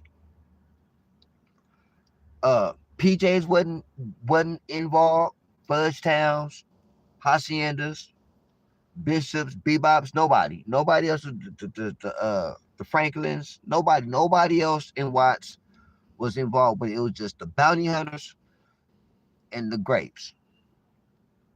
Uh, Little is known, even though they not from Watts, the next hood to actually get involved with it, because at the time it was football games that was going on. The grapes and the hunters was playing football games with each other. But the hunters, the Nickerson Gardens, had some reputable Hoovers that stayed within them. So that brought the Hoovers. The Hoovers got involved. So now the Hoovers and bounty hunters playing football. Uh, and it just dominoed from there. The 60s got involved. But you had some Bloods and you had some Crips that really wasn't with it. You know what I'm saying? But like I say, it wasn't intended for everybody. But the good thing about it that it did bring peace to the city. And that's my point, right? Because man, we were so fired up, we were so upset, we done burnt everything down. There's nowhere to go shopping, nowhere to go grocery shopping. I mean, but really it's okay because we looted everything. Yeah, you know what I'm saying? Everybody, you know what I'm saying? If you was out there, you was out chill. If you was out chill, you was out chill. You know what I'm saying? So, looking from the news point of view and looking from the outsider's point of view, they're like, why would the residents of South Central do this? No, all they did was just burn down their own grocery stores, and all they did was just burn down their own food markets and burn down this, and they destroyed that, and there's nowhere to go shop. Nigga, we didn't give a fuck about that shit. Why? Because we had everything. Niggas went and looted for everything. Oh man, especially if you come from grandmammy house. If it's you got grandmammy, and then you got the uncle that's kind of shady, or you got the uncle that's you're a real nigga. So let's just take the real nigga uncle. Basically, you got the granny, you got the uncle. Let's give you two aunties. We'll give you two aunties. So one of the aunties got kids, so that's a couple of cousins. Plus mama, you know what I'm saying? Plus you. So basically, what I'm saying is that you come from a house full. So everybody out looting. Everybody out looting except for grandmammy. Grandmammy the only one that's not looting. Everybody out. The aunties is out. Y'all getting soap. The Windex. The Comet. Y'all put some people are like, Comet, what the fuck is Comet? Comet is just it was the old Ajax. Ajax, you know what I'm saying? You get all the girl cousins. Y'all get all the cooking shit. You get the seasonings and that. No, so the fellas, we getting all the electronics. We getting the TVs, the VCRs. You know, because I know they had the VCRs then, the VHSs. Getting the TVs with the remotes. You know what I'm saying? The couches. If you had niggas had trucks, you know what I'm saying? We getting the couches, the furniture. So we didn't give a fuck about not going to the grocery store or nothing like that. Well, I'm pretty sure that. Well, I'm pretty sure it was some people. It was some people that probably had, you know what I'm saying, had uh well, I don't want to say y'all. Hold on. It probably some people that probably had some issues. I understand, but I was speaking for me and my peoples. Nigga, even man, even my mom bought some VCRs from her cousin. Like everybody had something, so we wasn't worried about nothing. You dig what I'm saying? So the good thing about the truce is, well, of course, it stopped the shooting. It stopped the killing. You dig what I'm saying? Even though, uh, it was still, as time went on, she got back to being LA. You know what I'm saying? But during the actual truce, oh man, it was popping. So let me say this is one of the bad things that happened cause of the truce. And this happened to, if not every hood, the majority. See, a lot of times with them truce things, first of all, even though the majority of the hoods that was with it, everybody from them hoods still wasn't with it. So you got the so and so's and the so and so's going together over to the whatchamacallits. Yeah. Well, this is the time of the year of, and it happened all the time where a lot of motherfuckers is riding with the hood that really wouldn't go with the hood if it was a normal hood party that we was going to, but more important, that the gang truce wasn't going on. So what I'm saying, that allowed a lot of busters and a lot of niggas who really didn't have the heart to be all out with the full function with the gang shit was allowed to be around the hood.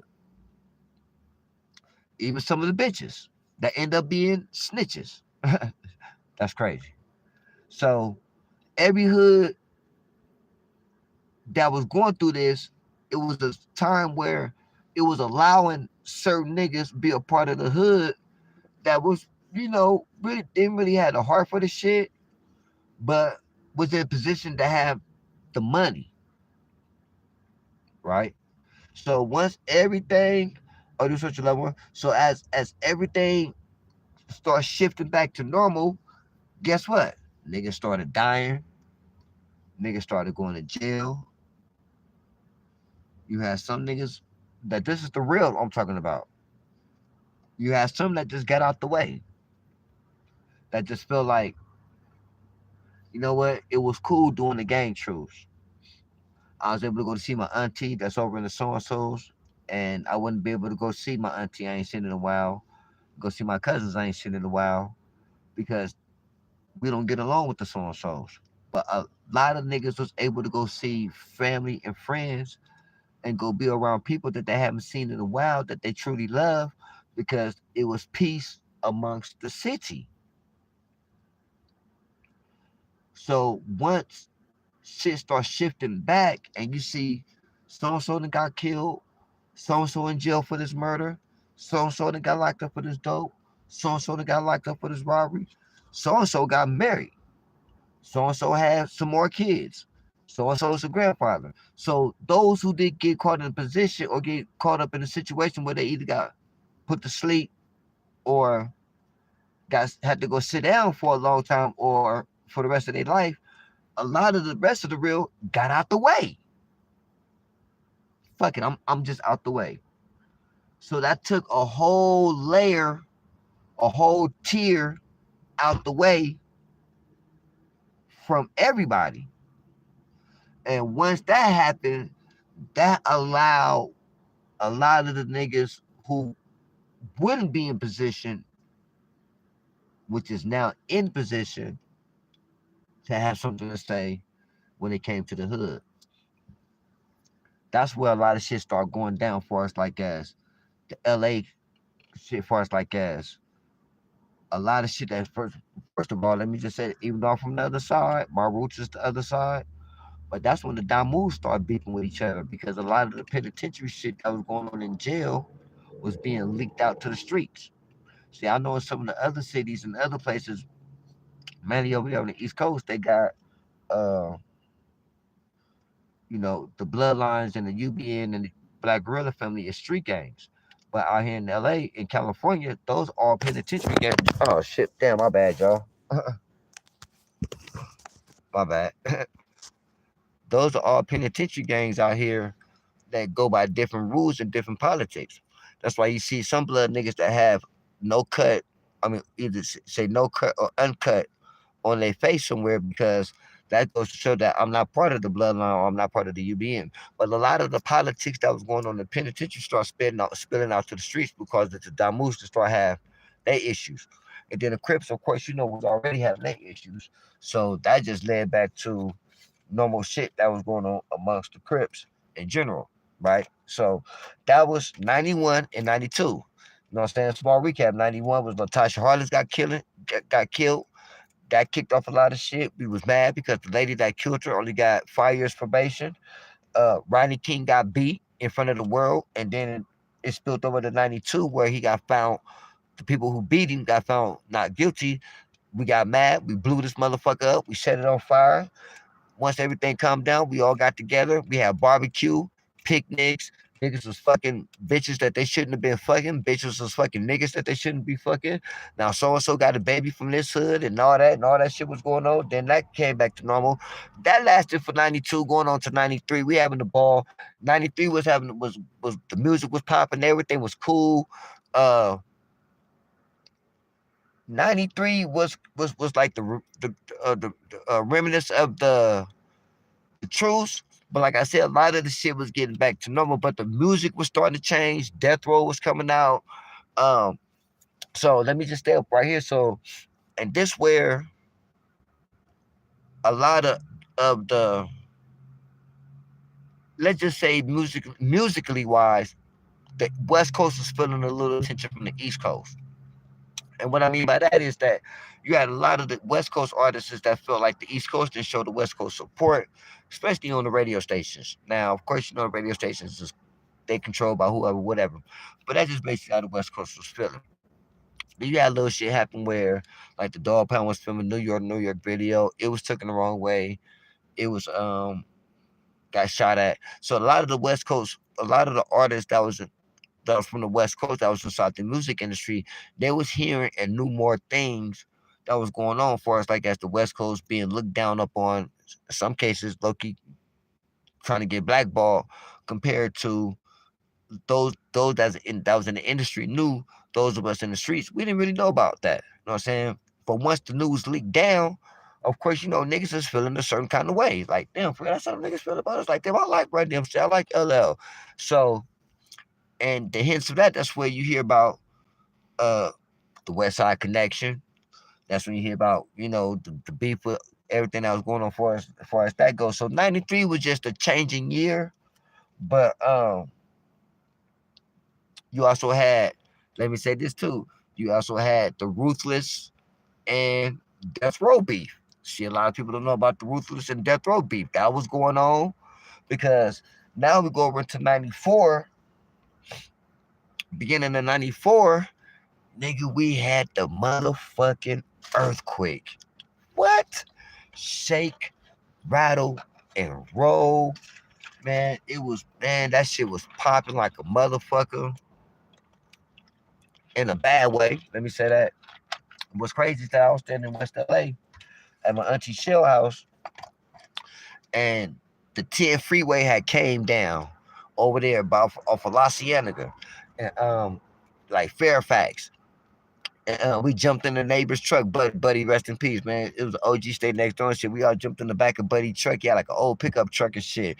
Man, a bunch of us jumped back in the back of his truck. And then back then you had to get the little cameras from like Save-On, which is CBS now, but it was like Save-On back then, and you had Thrifties and shit. I think Thrifties probably was before that, but you gonna get these little $2 cameras and shit, Kodak cameras and shit like that, and had like a roll of film in it. So we taking pictures and shit like that. We just tripping up all the freeway up here on the 14 freeway. The freeway that's where the cars is moving at down there. I don't know if y'all seen, but little cars that's moving like right up in there. That's the 14 freeway. That motherfucker had broke like down towards the Santa Clarita end, and the motorcycle cop I fell. Far as like as the city of Northridge goes, total devastation. I mean, LA was rocked everywhere. Everywhere. What's crazy is that, right? The motherfucking earthquake happened on King Holiday, man. Ain't that some shit? That shit happened on King at the beginning. So we going through it with the earthquake, right? And then also what happened in 94 that motherfuckers didn't know, what y'all know, but this just once again, like I said, I'm just taking y'all through the 1900s, through the 90s, man, through LA, how shit was popping out here. So 94, we got the earthquake, and also we got the OJ case, right? So, and y'all know the OJ case is controversial like a motherfucker. But man, let me just say this, man. Like, and I know this is for, I know everybody everywhere was feeling like this, but being close to it, seeing people, then, I know motherfuckers was tripping off like this nigga riding down the 405 freeway and shit like that. Motherfuckers all over the freeway, hanging outside. Let's go OJ. He riding down the street. Motherfuckers is hanging out, giving them high fives and all that other shit. real exciting time, right? And as I look back on it, man, it was devastating. It was crucial,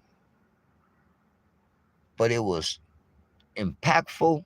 It was meaningful, and definitely life changing. Like I said, man, LA came in, kicked the motherfucking dough down in the 90s. So me in 94 with the OJ thing. So let me just say this right quick, right this. Let me just say this right quick for those. I probably said it before, and if I did, cool. Let me say it once more. For those who didn't know, for those who feel whatever, man, let me just say something, man. And when I say this, I'm definitely speaking on the behalf of the majorities, definitely for the city. Hey, man, we didn't give a fuck if the boy killed them or not. Okay? Because you got to realize she was a other. So you had a lot of black women feel like fuck her anyway. You know what I'm saying? You have some black women feeling like fuck him. That's what he get. I hope he get, because I think he did it. Even if he didn't do it, he shouldn't have been fucking with that. So fuck him. You have some feeling like that. The majority of niggas in the streets, man, we didn't give a fuck. We didn't give a fuck. The celebration thing behind OJ was he beat the system. Let me say that again. He beat the system, and you talking to a city that has been getting their ass whooped by the city for the last few years, who felt like no matter what you do in LA, no matter how wrong you got, no matter how much proof you got, no matter how much video you got, them people still gonna always have a nigga in the bad position. So when OJ beat that shit, that's what the fuck we were celebrating about. Man, we didn't get personally, and like I said, man, I'm speaking on the behalf of most of us. Didn't give a fuck if that nigga beat the case, if he actually did it or not. Let me be careful with the words I say. If he actually did not, niggas didn't give a fuck about that shit. It was the fact that he beat the system. A black man beat the system by the help of another black man. Let's not forget Johnny Cochran, rest in peace. Thank you, gang. Thank you very much. Yeah, if it don't quit, if it don't fit, you must quit. What? Man, Johnny was the man. Man, Johnny was the motherfucker. Man, he was the motherfucker. So all that collectively, that's what the celebration was about. That's why it was barbecues and everything was popping on all over the city and shit like that. And for maybe a week or two, didn't nobody get shot or something like that, because we was all celebrating the OJ victory. You know what I'm saying? But then, also during '94, this right here, I say this for my people. This had to, man. We talking about touching a little too close to home. This what I'm finna say. Rock every nigga, every female in LA, particularly South Central, Watts, Compton, Long Beach, surrounding areas, because a lot of motherfuckers just didn't believe it could happen. Yeah, we heard dude speak about it a couple of years ago, but you even have some people that still to this day that doubt it. And what I mean by is when Eazy-E died of AIDS. Oh man, that fucked us up. Because Eazy was a motherfucker that will fuck the bitch that stay next door to you. Easy subject to fuck a bitch that you went to elementary school with, high school with, college with. Like, so just all across the whole city, it was a real awareness that for the first time, I must say, it really people really took it to heart and really took the seriousness of it.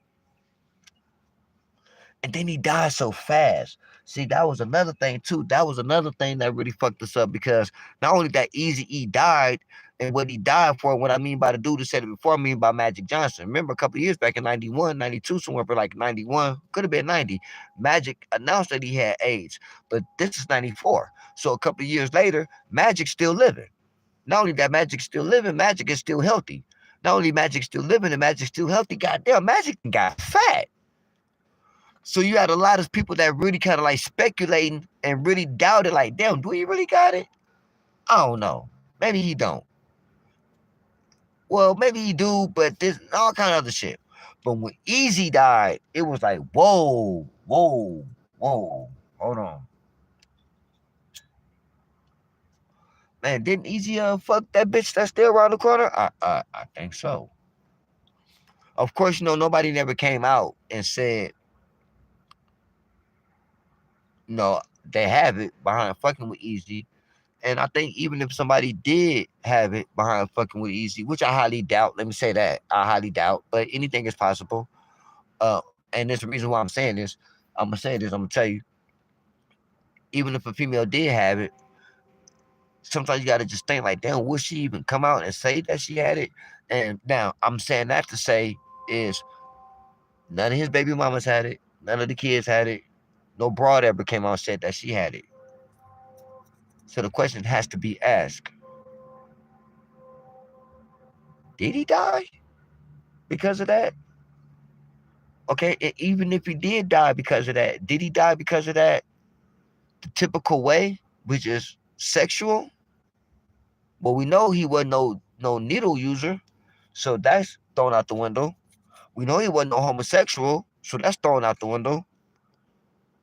But damn, it sure is mighty funny that no broad ever came out and said I'm responsible for him catching it.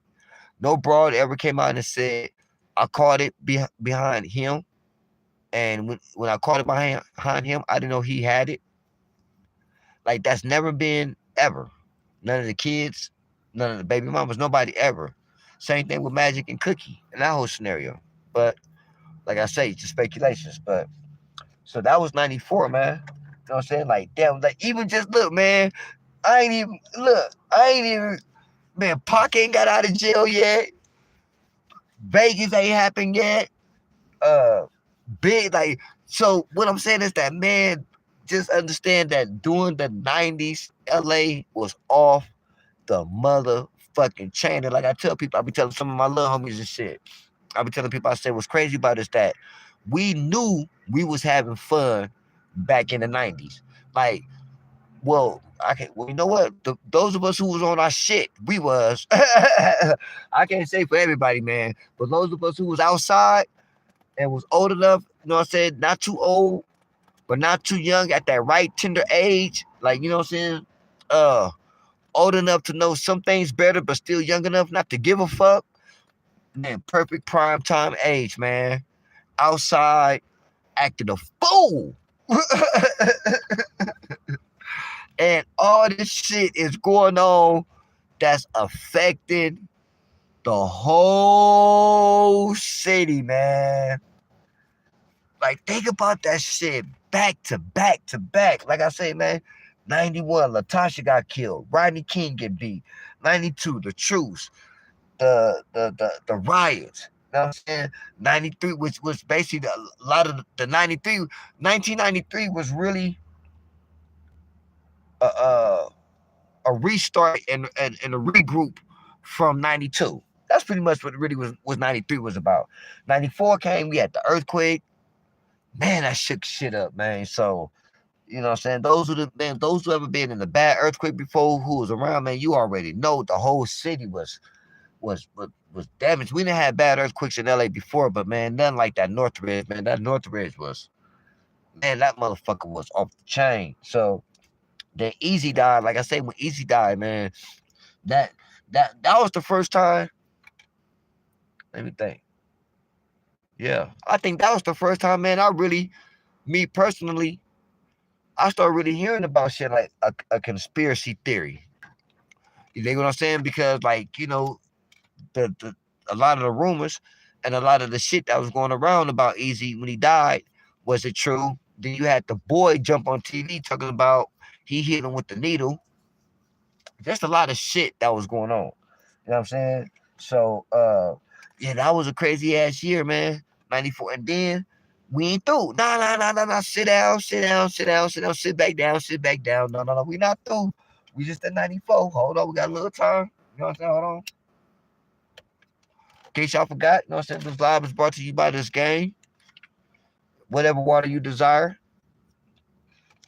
And lemonade, the cool, refreshing drink. Hit the like button for me. If you haven't hit the like button, hit the like button for me. If you haven't subscribed to the channel, subscribe to the channel. You know what I'm saying? In the words of my partner, Long Live Simple. If you want to help support me in my idiocy, you know what I'm saying, in my ignorance, and me acting the fool, please support the channel. Subscribe to the channel. We're trying to build the channel up a little bit. Once the channel build up a little bit, we're going to have a little bit more things going on. It's a lot of things, man, that I really want to do. I be knowing what PB said.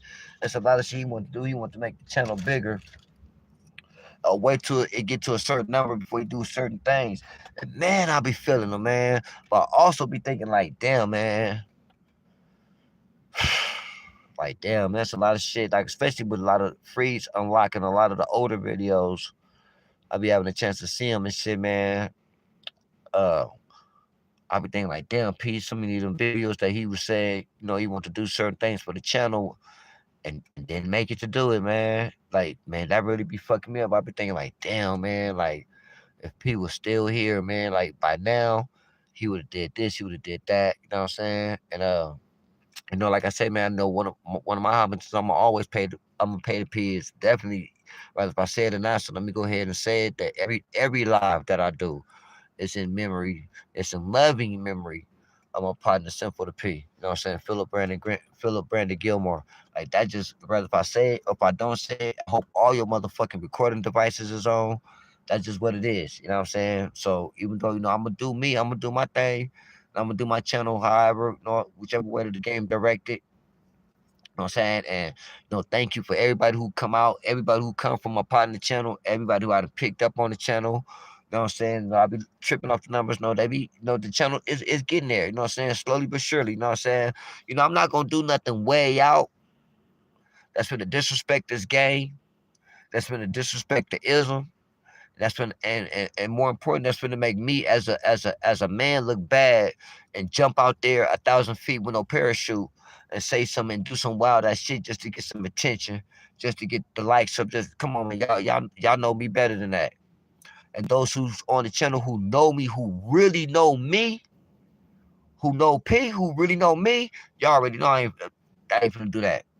Those who don't know me, those who new to the channel, now you know this ain't the fuck shit show over here. You know what I'm saying?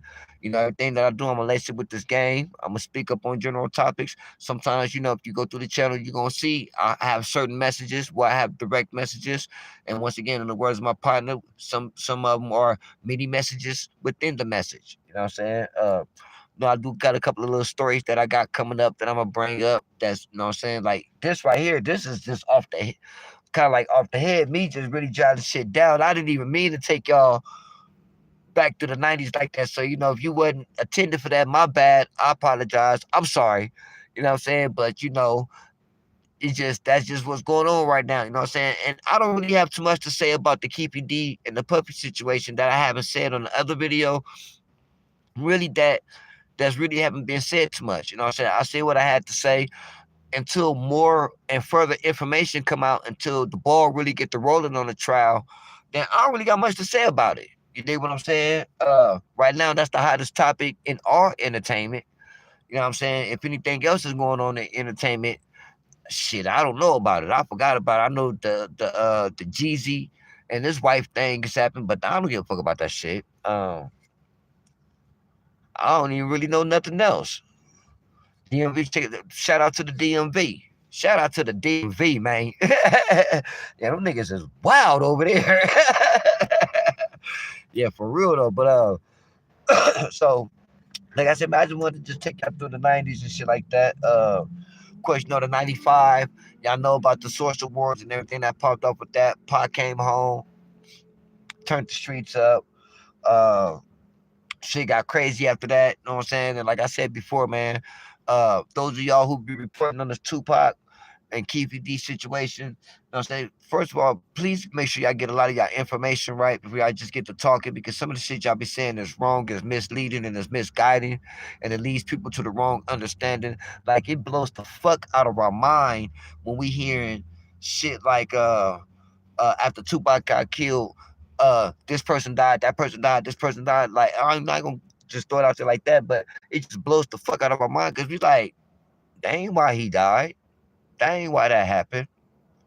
Nope, that ain't right. You know what I'm saying? So just be a lot of shit that kind of like going with it. Me personally, I'm not really uh I'm not a content creator or reporter like that. We just speak on what's going on. You know what I'm saying? Because that's just what's going on. You know what I'm saying? But even when we speak on what's going on, I'm related with some of this game. That's just what it is. You know what I'm saying? So once again, you know what I'm saying, those who've been rocking with a nigga from day one, thank you. I appreciate you. You dig what I'm saying? And we just gonna keep it going on until shit, until the casket drop. You know what I'm saying? Don't stop till the casket drop. You know what I'm saying? So, and like every week, you know what I'm saying? Like, I try to go not too long without saying something, doing something, you know what I'm saying, tapping in with y'all, just to kind of like just to keep the engine warm, so to speak. You know what I'm saying? Just to stay familiar. You know what I'm saying? I try not to go too long. And then I notice when I do it like that, the more and more I be paying attention to it, the more and more I go up on these lives. I don't know why the fuck I don't do the 2 minute videos, the 3 minute videos, the shorts, because I be thinking like, I don't know, man. I just be thinking like, well, I don't want to waste what I got to say on a 2 minute video, because I be thinking to myself, well, I'm gonna go live Wednesday, I'm gonna go live Thursday, so I just be saving up the little shit that I be gathering up instead of just releasing it on a 2 minute video here and this, because I ain't gonna finna speak on every little tip or tat, every little thing that's going on the side of the internet. No, that's what I'm not gonna do. You know what I'm saying? And the reason why I pay so much attention to this shit that's going on, because first, one, I was living during that time. Two, I understood the effect that it caused upon the city. More important, I understand that effect that it caused upon the culture and just as a people. You dig what I'm saying? Did a lot of people get hurt? Did a lot of people find themselves in a situation behind Tupac and Biggie dying? Yes. But did Compton go into a motherfucking war with each other behind Tupac dying? No, that's not true. You know what I'm saying? And that's just one of the things, like I said, I just wish those who reporting, you know what I'm saying, detail for detail on the story, get that part right. You know what I'm saying? And some of you others want to be funny and disrespect the homie name and shit, calling him Tupac, calling him Shuker, everything but Shakur. So, it is what it is. But anyway, so once again, it supports my ignorance. I'm a little slow. You gotta forgive me. You know what I'm saying? So, if you don't mind, hit the bell, subscribe to the channel. You know what I'm saying? If you follow me on Instagram, Prince underscore Sepulveda. You know what I'm saying? You can tap in with me there. I haven't went live on my Instagram channel ever. I don't know why. Because you know what? Because everything started over here on YouTube with me. With Sinful, you know what I'm saying, Freeze and Dre and everybody, to just know my whole family, my mods, you know what I'm saying, everybody who's inside the channel, you know what I'm saying. The game has me 5 days after Alfredo. Amen to you, man. More power to you, bro. That's right. That's right. Yeah, because the alcohol shit ain't no joke, man. A lot of people be on these drugs and shit like that, and the damage. But alcohol, man, I seen alcohol do some damage, man. So good for you, bro. You know what I'm saying? Good for you. You know what I'm saying? Stay on it, man. Especially if you the type, man, you taking alcohol and it's putting you in a bad position. It's turning you to a monster. It's making you flash on your girl, your kids, your mom, whatever, whatnot. It's making you not being the person that you are, that make your loved ones love you. Yeah, man, let that shit go, bro. You know what I'm saying? Yeah, you gotta let that shit go, man. Like, you can't take part in something that makes you angry, that makes you upset, that makes you belligerent, that makes you like, when the homies want to go out and hang out, you know what I'm saying? Like, damn, man, like, then don't let that nigga Prince drink, man. Like, nah, man, get that nigga, nah, man, that nigga get to acting stupid and shit, nigga get to acting funny, get to grabbing on girls and shit. Like you don't want to be that friend. You know what I'm saying? Like, I don't go out in that sense no more, you know what I'm saying? I live a different lifestyle now, but once upon a time, you know what I'm saying, in an older civilization. You dig? Yeah, man. I used to hate having to go out with the friend that most such level one. I would hate having to go out with a friend where we gotta make sure this nigga don't drink too much. We gotta make sure that, if he do drink and we not paying attention to him as he drank, you know what I'm saying, slowly but surely he get to acting stupid, get to acting wild. You know what I'm saying? Sometimes we'd have been chilling all night, man. We'd have been kicking it all night. We've been chilling all night. We've been partying all night. Now we gotta fuck these niggas up because the homie done did something stupid. He done grabbed one of these niggas' girl by the butters. You know what I'm saying? Sometimes we gotta fuck the homie up. Sometimes we gotta fuck the homie up for getting out of pocket. So yeah, bro, on some real talk, man. You know what I'm saying? This for anybody, you know what I'm saying? If you one of them people who do anything, man, who do anything and it turns you into a monster, it turns you to your girl telling you like, babe, you know what I'm saying, please don't get too drunk tonight, babe. You know what I'm saying? You know what I'm saying. Then take more control of that, man. Take heed of that. You know what I'm saying? Like let that shit go. You know what I'm saying? Like when you do things, if you smoke weed, you know what I'm saying, you drink, you know what I'm saying, you're supposed to have a euphoria feeling about it, a euphoric feeling about it, I should say. You know what I'm saying? You're supposed to feel good. You know what I'm saying? Like, if you're off that Henny a little bit, you off that Cerveza a little bit, you off the little drink a little bit, you know what I'm saying? And if you, whatever you do, you know what I'm saying? If you popped you something, if you done smoked you something, if you done tooted you something, it want to put you in that feeling where, you know what I'm saying? If you with your girl, it make your situation a little, you're a little bit more romantic. You know what I'm saying? If you're gonna fuck on her, you know what I'm saying, you're gonna really, you know what I'm saying, you gonna really knock it out the box, Rick. Knock him out the box, Rick. You know what I'm saying? Like, you don't want to be that motherfucker that becomes a hassle, that becomes an idiot, you know what I'm saying? Or just passing out on the block. Man, for real. Man, for real. Man, nigga, you better not be passing out on that blade. You know them hoes will rob you. You better not be passing out them hoes. The first thing gonna do, daddy, daddy, what's up? What's up? This motherfucker is passed out on the block, on the blade. Come get him. Is that right? Is that right? Where you at? Where you at? Yeah, you gonna get robbed. Yeah, them hoes gonna have that nigga come through and rob your ass.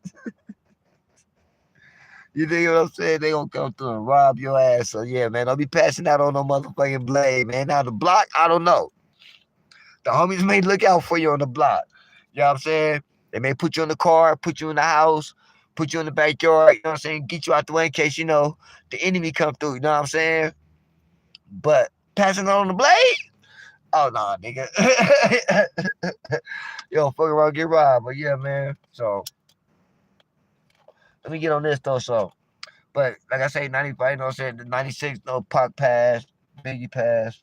Um, but that's just pretty much it, you know what I'm saying? Now, the main thing, that's pretty much what's going on tonight.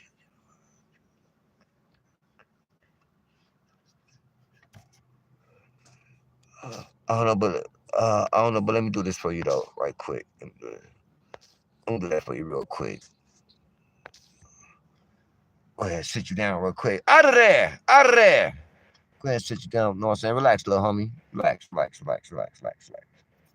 We ain't, you know what I'm saying? Nigga jumping up in the motherfucking comment section, you know what I'm saying, with his panties on and shit. You know what I'm saying? Twerking and shit like that, dancing all around, man. Nobody don't know nothing about that shit, my nigga. Slow down.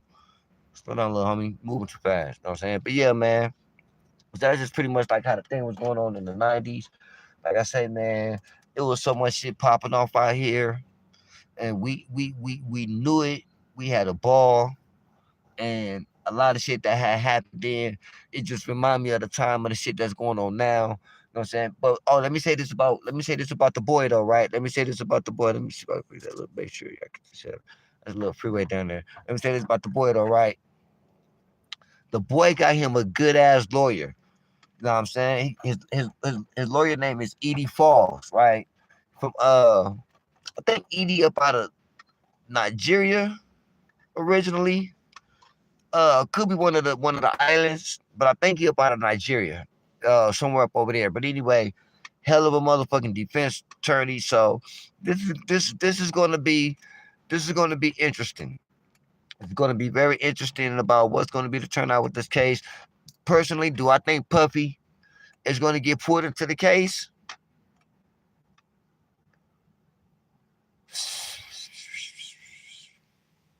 Damn, that's crazy. Cause I never asked myself that question. But now that I asked it out loud, yeah, yeah. I honestly, yeah. You know what? I'm gonna say yeah. I'm gonna say yeah. Let me ask that again. Do I think Puppy's gonna get put into this case? Yes. I will be very surprised if he don't. Um, just going off. Man, there's so much footage of OG saying a lot. Man, there's a lot of footage of him saying a lot. Audio and video. There's a lot of OG saying a lot that he shouldn't have been saying. So yeah, I think personally OG gonna get caught up in some. I think gonna end up. I don't even think Puffy really has a choice. I think them people gonna pull him in. Man, I think man, like I said, man, we got to be bananas if we think that them people is showing they whole hand, they whole card on everything that they got when it comes down to they just getting started. It's a lot of shit, man. They got a lot of shit. They got a lot of cards. They got a lot of shit tucked in their back pocket that they haven't showed us yet. And it's gonna be very interesting. Like I said, man, I heard the bitches. Though I didn't even know all these years. I never knew it was a second shootout between Buntry and the South. And I never knew it was the broads. Like I always knew about the broads that was calling Pac name that got the South attention. I been knew that. But I never knew that was the same bros that they bent the corner behind Cadillac, they in between Buntry and the Cadillac busting at each other, and they caught in the middle of that shit. You know what I'm saying? And you know what I'm saying? And I'm sorry. I'm sorry. I didn't mean to call them bitches and shit like that. These are grown ladies now. You know what I'm saying? These women is in their late 40s, early 50s now because they was talking about how they was in their mid 20s back then. So, but it's just a word, baby. It's just a word. It's just a word. But do you call your mama bitch? My mama did, you know what I'm saying? And at some point she was my daddy bitch. Do you call your daughters bitch? Uh I mean, I let them know at some point they're gonna be called bitch behind somebody. So it's just a word. It's just a word. That's all. It's just a word. But yeah, man, I think it's gonna be some shit with the boy getting pulled in on it. It's just too much. It's just too much audio, too much video. Him said like another thing. I never knew dude sat down. I never knew OG sat down with DJ Glad and did a couple of sit downs with him. I thought he just did just that one. But when I was looking at the psychiatrist, that even that man, that fucked me up. I'm looking at this shit like, then we got four professional psychiatrists, body language experts, like men who have dealt with serious killers, you know what I'm saying, from a psychological point of view of shit, speaking on the behalf of this case. Got this nigga up under a microscope, giving intel on every detail of move he's making. Even pointing shit out on when he's asked about this, notice how he does that. When he asks about that, notice how he does this. And then when he speaks up on this, notice how like shit I never even paid attention to at first. And then once I got they go back into the video and they replay it after they tell you what to look out for, or after they spoke up on okay, well I noticed he did this. And I noticed when he spoke up on this, he would act this way. And once those things was pointed out, they play the video again, and I look at it from that point of view, whole new thing. And I'm just thinking like, you gotta be kidding me, man. Like this shit has made it to this type of panel, this type of platform. Like, yeah, buddy. Yeah, buddy, and he in a lot of hot shit. Like I said, man, from the get go, this shouldn't even be a topic of discussion amongst the world. Like I say, man, it's bigger than this chat. It's bigger than YouTube. It's bigger than Instagram. This shit is on every major news channel, every backdoor news channel, every major news channel that's in other countries. At some point, somewhere during their program, they're going to speak up on this shit. Fucking amazing. Man, that's amazing. But it don't surprise me though. The time we in, technology, access to the internet, access to social media, access to different platforms, just access to the world within general, it don't surprise me. Especially being Pac being the icon that he has become, just getting a star, being put into the Hall of Fame rock and roll, multiple movies, multiple albums. You can't even categorize Pac in a certain type of category of type of rap. You can't say he's a gangster rapper. You can't say he's a positive rapper. You can't say he's a conscious rapper. The nigga that touched on all of that. The nigga, you know what I'm saying? You can't, like, nowadays, a lot of, you know what I'm saying, no disrespect, but, take it how you want to take it. But a lot of these rappers nowadays get categorized off the top. Oh, the next drill rapper. Oh, the drill rapper from so and so. Oh, so and so Florida's drill rapper, New York drill rapper. You know what I'm saying? The drill rapper culture that came out of Chicago has now influenced so and so drill rapper. Everything is being categorized as a certain type of hip hop. You know what I'm saying? Just like you got something that would be categorized as a gangster rapper. You got something that's gonna be categorized as a lyricist, a MC. You know what I'm saying? Pac, you couldn't put him in not one. You got some people that look at it and say, well, Pac wasn't a lyricist. Can't really say that though. Was Pac a metaphoric speaking type of MC? No. Was the Pac was the type to compare himself, you know what I'm saying? I can do this like that, or so and so like this, and so and so. No, he wasn't. Pac spoke to you plain, pure, some adulterated, but some unadulterated English. You can understand that's why the nigga touch you like that. That's why, you know what I'm saying, Pac, no matter what Pac you like. Some people like Pac before he got on death row. Some people like Pac after he got on death row. Let me plug up my phone and shit, man. My shit about to go dead. Hold on 1 second, y'all. I just got to go. You talking. But no matter what Pac you like, it's a version of Pac that you like. And that's the cool thing about it. That's the good thing about it. So that's why I say, man, we gotta be crazy to think that there's some people that's not in law enforcement, some people that's in higher up position of law enforcement that wasn't or hasn't been Pac fans since back then. You know what I'm saying? You know, so that's crazy. Yeah, good looking out. Good looking out, Travis. Y'all don't know what he said. I ain't gonna even look back look into it. But yeah, good looking out, my nigga. You know what I'm saying? But yeah, you know what I'm saying? They gonna come like hey man, like I told Moonlight, you need to get some of that death row lynch mods security in your shit, mama. You know what I'm saying? Like we don't play that shit, man. Like we do not play that shit at all. At all. But yeah, man, so that's why it's just amazing to see. I mean, it's amazing to see how big of an impact that the story has made, but just knowing the impact that it made then and to compare it and to parallel it with today's time, it can be in comparison.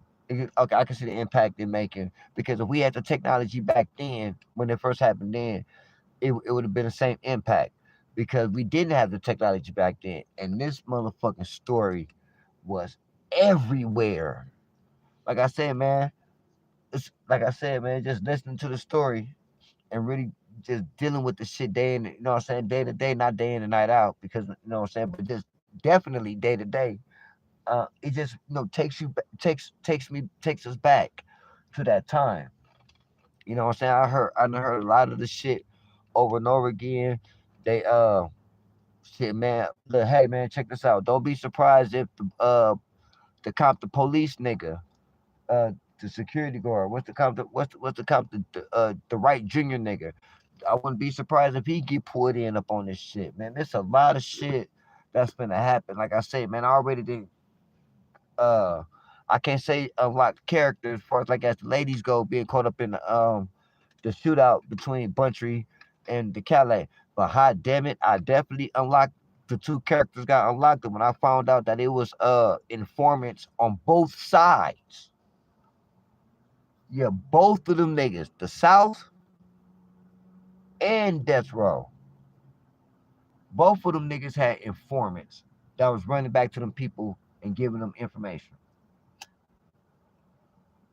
Like I said before, man, we be sweating niggas about being snitches nowadays, and that shit ain't nothing new, man. You know what I'm saying? We can even peel it back a generation before that when it come down to the Black Panthers.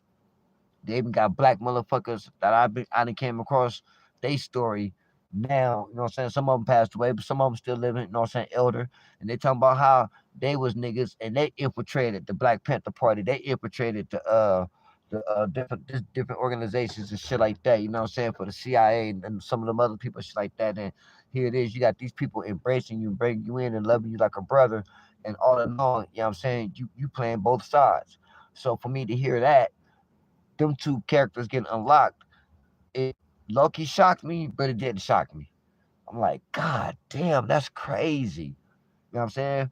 The boy was talking about they was having a meeting. It's a city out here called Cerritos. Uh Cerritos is pretty much upper middle class. Yeah, it costs a little piece of change to live in Cerritos. Cerritos is very nice. You know what I'm saying? You ain't got no gangs and no shit like that. Well, no black gangs. You know what I'm saying? They might got a couple little SA taggers around there or something like that. A couple of white boy taggers. Not even white boy, probably now predominantly Hispanic. But Footy was talking about how they had a meeting at one of them parks. Could have been Cerritos Park. And he was talking about they were discussing, hood politics. And there was a nigga there inside the circle that was wired up. Yeah, the nigga was wired up, man. Now I'm talking about you got a motherfucker that was part of the death row camp. He talking about after Pac got hit, Pac was in the hospital. This motherfucker running back to the police, telling the police talking about what Mob James has said and what Buntry has said, and they waiting on Suge to see what Suge want to do. And just all, I'm just like, damn, that's crazy, man. Like, motherfuckers was getting fed information hot, fresh off the press back then. You dig what I'm saying? So it's definitely finna be, man. This is finna be the story, probably of this since this millennium kicked in, since the 2020 millennium kicked in, man. This is finna be the story of all stories. It's already the story of stories. You know what I'm saying? And like I say, dude got a hell of a good ass lawyer too. That's why I see that he went to court the first time. He was like, man, my lawyer ain't here, and even the judge knew. Probably when he found out it was Edie Falls, even he probably even knew like, all right, fuck you. You know what I'm saying? Why we just wait till you be able to come out here? Because Edie ain't no joke. You know what I'm saying? And how I ran across Edie is that back when when OJ was having this case downtown at CCB, I had a gun case. I was fighting during that time at the same court building.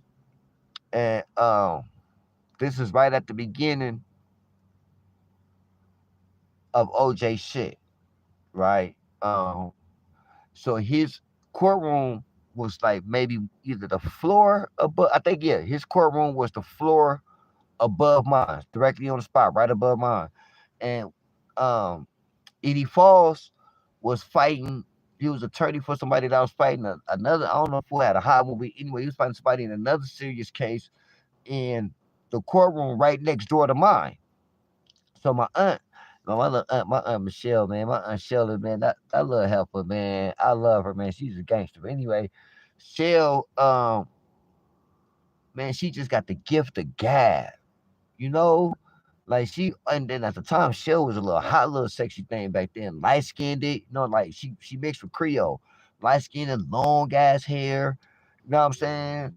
So it just had a mouthpiece on it. But anyway, she ended up, gifted Gavin, making, what I'm saying, casual conversation with him, talking to him. Now, mind you, I'm picking jury. So, and at the time, I think OJ might have been picking jury too. Because we both was going to court day after day.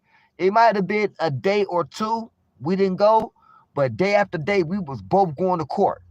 So that's how my aunt was able to talk to dude so much because dude next door to me was in trial already. You dig what I'm saying? Because Edie Falls he'll do that case, and then after maybe like lunchtime, whatever like that, he would just disappear and he'd be gone for the rest of the day. So my aunt used to tell me like, dude know what he talking about, dude know what he would like I don't know, my aunt already knew of him already. Probably so because she always dealt in the attorney world. So I wouldn't be surprised if she already knew of him, whatever. Not. But anyway, long story short, uh OG don't got no bullshit ass lawyer that's finna fuck this off. You know what I'm saying? I know they be having a dude, Benjamin Crump. He pretty good. Benjamin Crump decent. And I know he more into activism type of case. But Edie Falls is a criminal lawyer. He's a criminal defense lawyer. So he definitely got him a nice piece of work. Man, I'ma just say by him not able to get Mr. Cochran, rest in peace, this probably, man, out of the pool that's left, this is definitely one of the top tier ones that he got. So we have to see. We have to see what's happening, man. This is going to be very interesting, and this case is about to be something that's going to take us all by storm. You dig what I'm saying? So we have to see what's going on with that. But yeah, man. Just like I said in recap, you know what I'm saying, the guy to just kind of like take it through the '90s for a second. You know what I'm saying? Just let you know how it was out here in the city, man. It was wild, fun, crazy, political. Definitely feel like we had something to say. Definitely feel like it was about time that the world understood where we was coming from, for us like that, just being black men going through the situation with the police. Man, it was just crazy. You know what I'm saying? So, like I said, man, I just wanted to just come uh chop it up real quick and talk a little shit to y'all. You know what I'm saying? And definitely give a shout out to the October Libras. You know what I'm saying? And look, man, let me just say this, right? Because I know there's one little somebody was getting at me and they were telling me like, they don't really, they're like, I'm not into the horoscopes and I don't believe in that shit, whatever, whatever, whatever. And I understood what baby was saying. You dig what I'm saying? I understood what she's saying, but I think she just really just misunderstood me, right?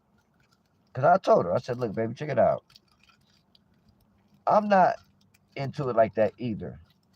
And she was like, well, how could you say, look, she's like, you got the Libra skills tattooed on your back real big and this. And I'm like, yeah, yeah, yeah, yeah, yeah, yeah. I said, look, let me just tell you like this. I say, I'm not into like reading horoscopes. I don't base my life off the weekly horoscope every week, and I don't do nothing. Something happened to me, and I say, "Oh shit, my horoscope said."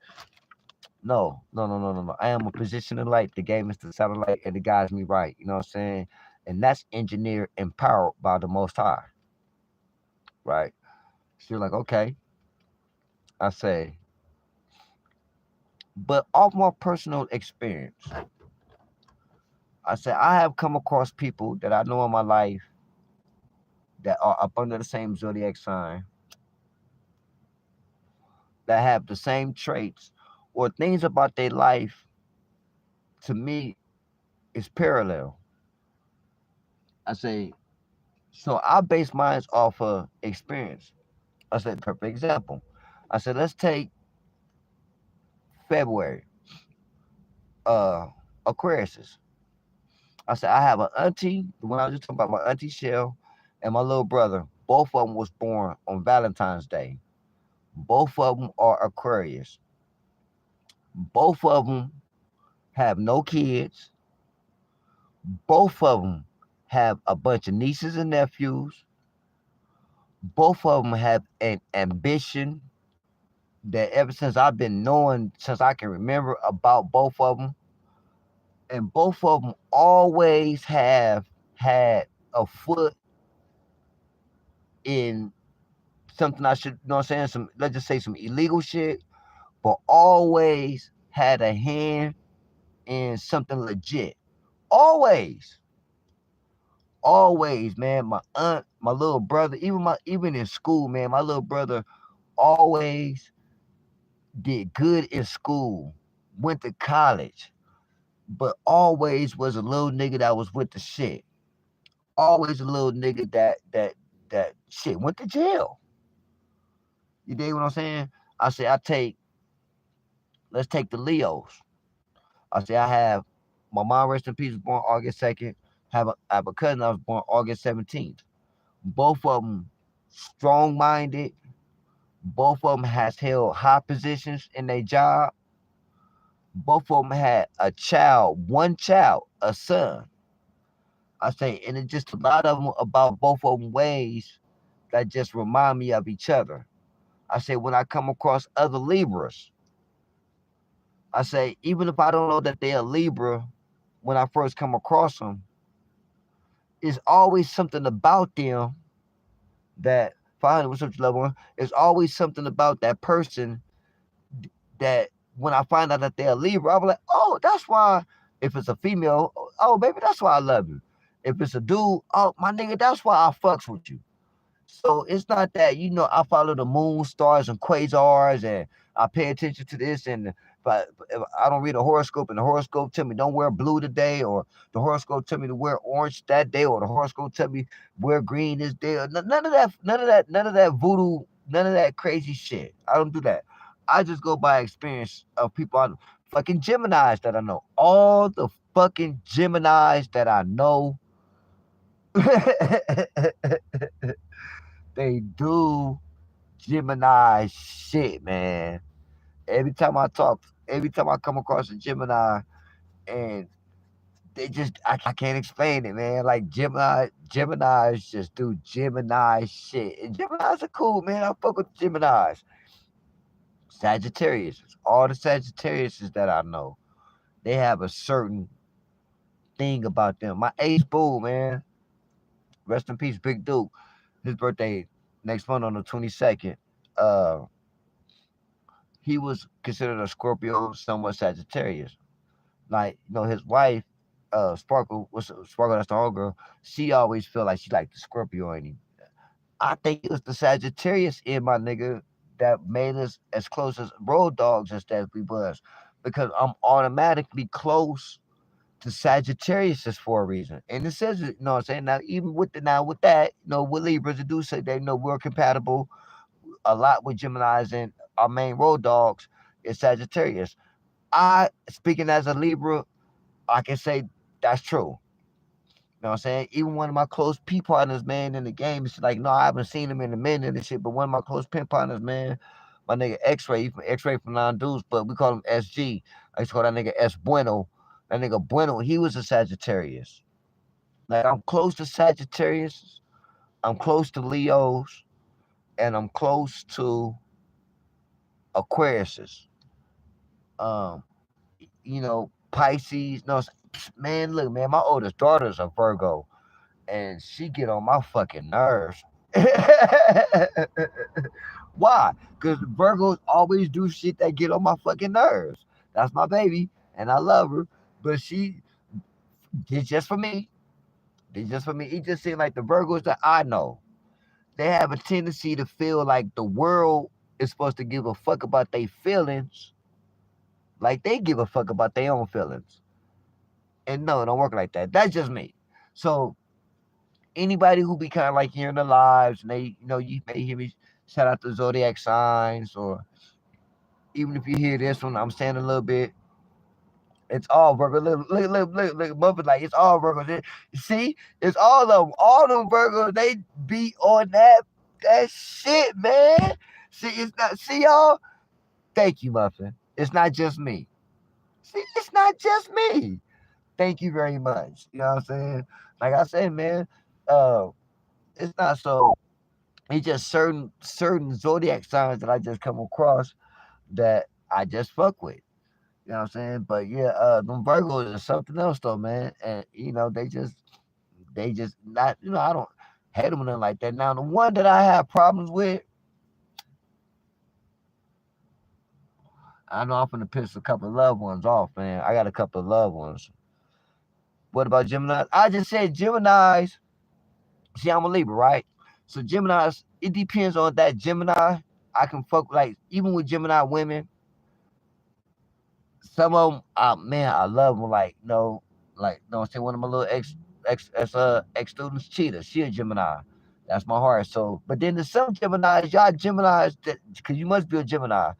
Gemini, sometimes y'all Geminis do shit that only Geminis do, and I can't explain it. You know what I'm saying? It's one thing. Okay, let me say this. One thing about Geminis is that they loyal.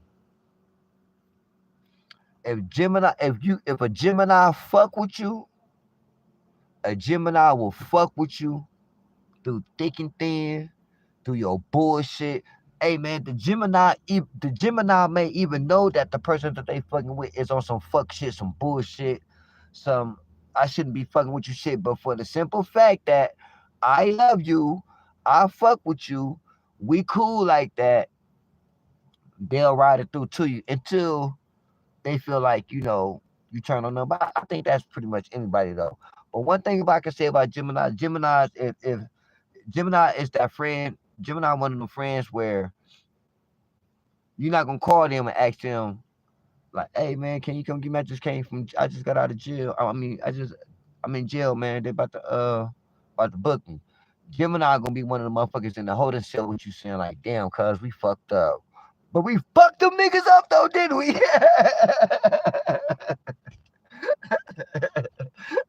Like, damn, we fucked up, man. But damn, you see me sock that nigga, man. I fuck that nigga up. So Gemini is one of them. Case in point, look at the Pac. Like I said, I don't know if you had heard it earlier, but let me say it though. With the Pac thing, Pac didn't trip on them niggas behind him because it was a mob and it was a mob Paru and Southside thing. No, Pac tripped on them niggas behind it because it was a death row chain that was the start of this whole bullshit. It wasn't, hey, that's them niggas from Southside that fired on that nigga from my Paru. That wasn't what it was. It was like, no, that was that nigga from Southside that stole my death row chain. What's to talk about the bounty being put on the death row chain by Puffy? And I'm not saying that's true. Allegedly, let me just say that allegedly. And honestly, I don't give a shit. But that's what's being said. So for Pac, it wasn't about MOB, money over bitches, power rule, uh, fucks outside and all that. It wasn't about the politics that came with being Paru and being a Crip from Compton. It wasn't about that. It was about the chain, the disrespect to death row that you did. You snatched a nigga from the entourage death row chain by me being Tupac and the new general and the new leader of the shit. I just can't go for that. So once again, and like I said, man, hey man, and I done said it before, man, and man, you know what, man, it ain't no secret what this is on mine, man. And like I'm said before, like I'm gonna say it now. Fool that went and told Pac that's the nigga that stole my chain. That was some bust ass shit that nigga did.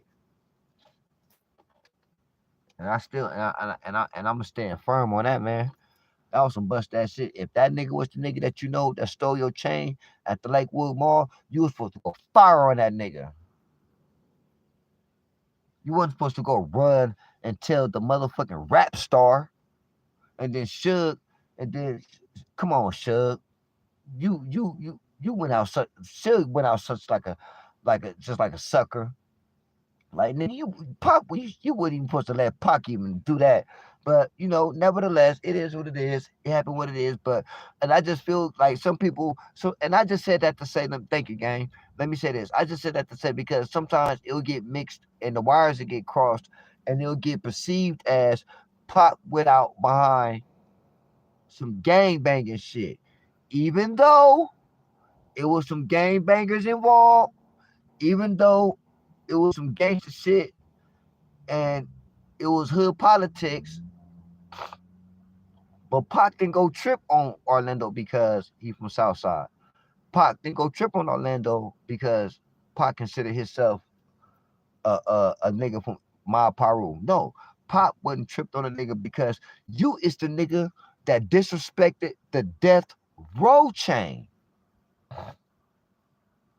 That's what caused that's what caused Pac to go over and trip like that because you disrespected the death row chain. Right? And let me say this, right? Damn, I know it's 2 hours in.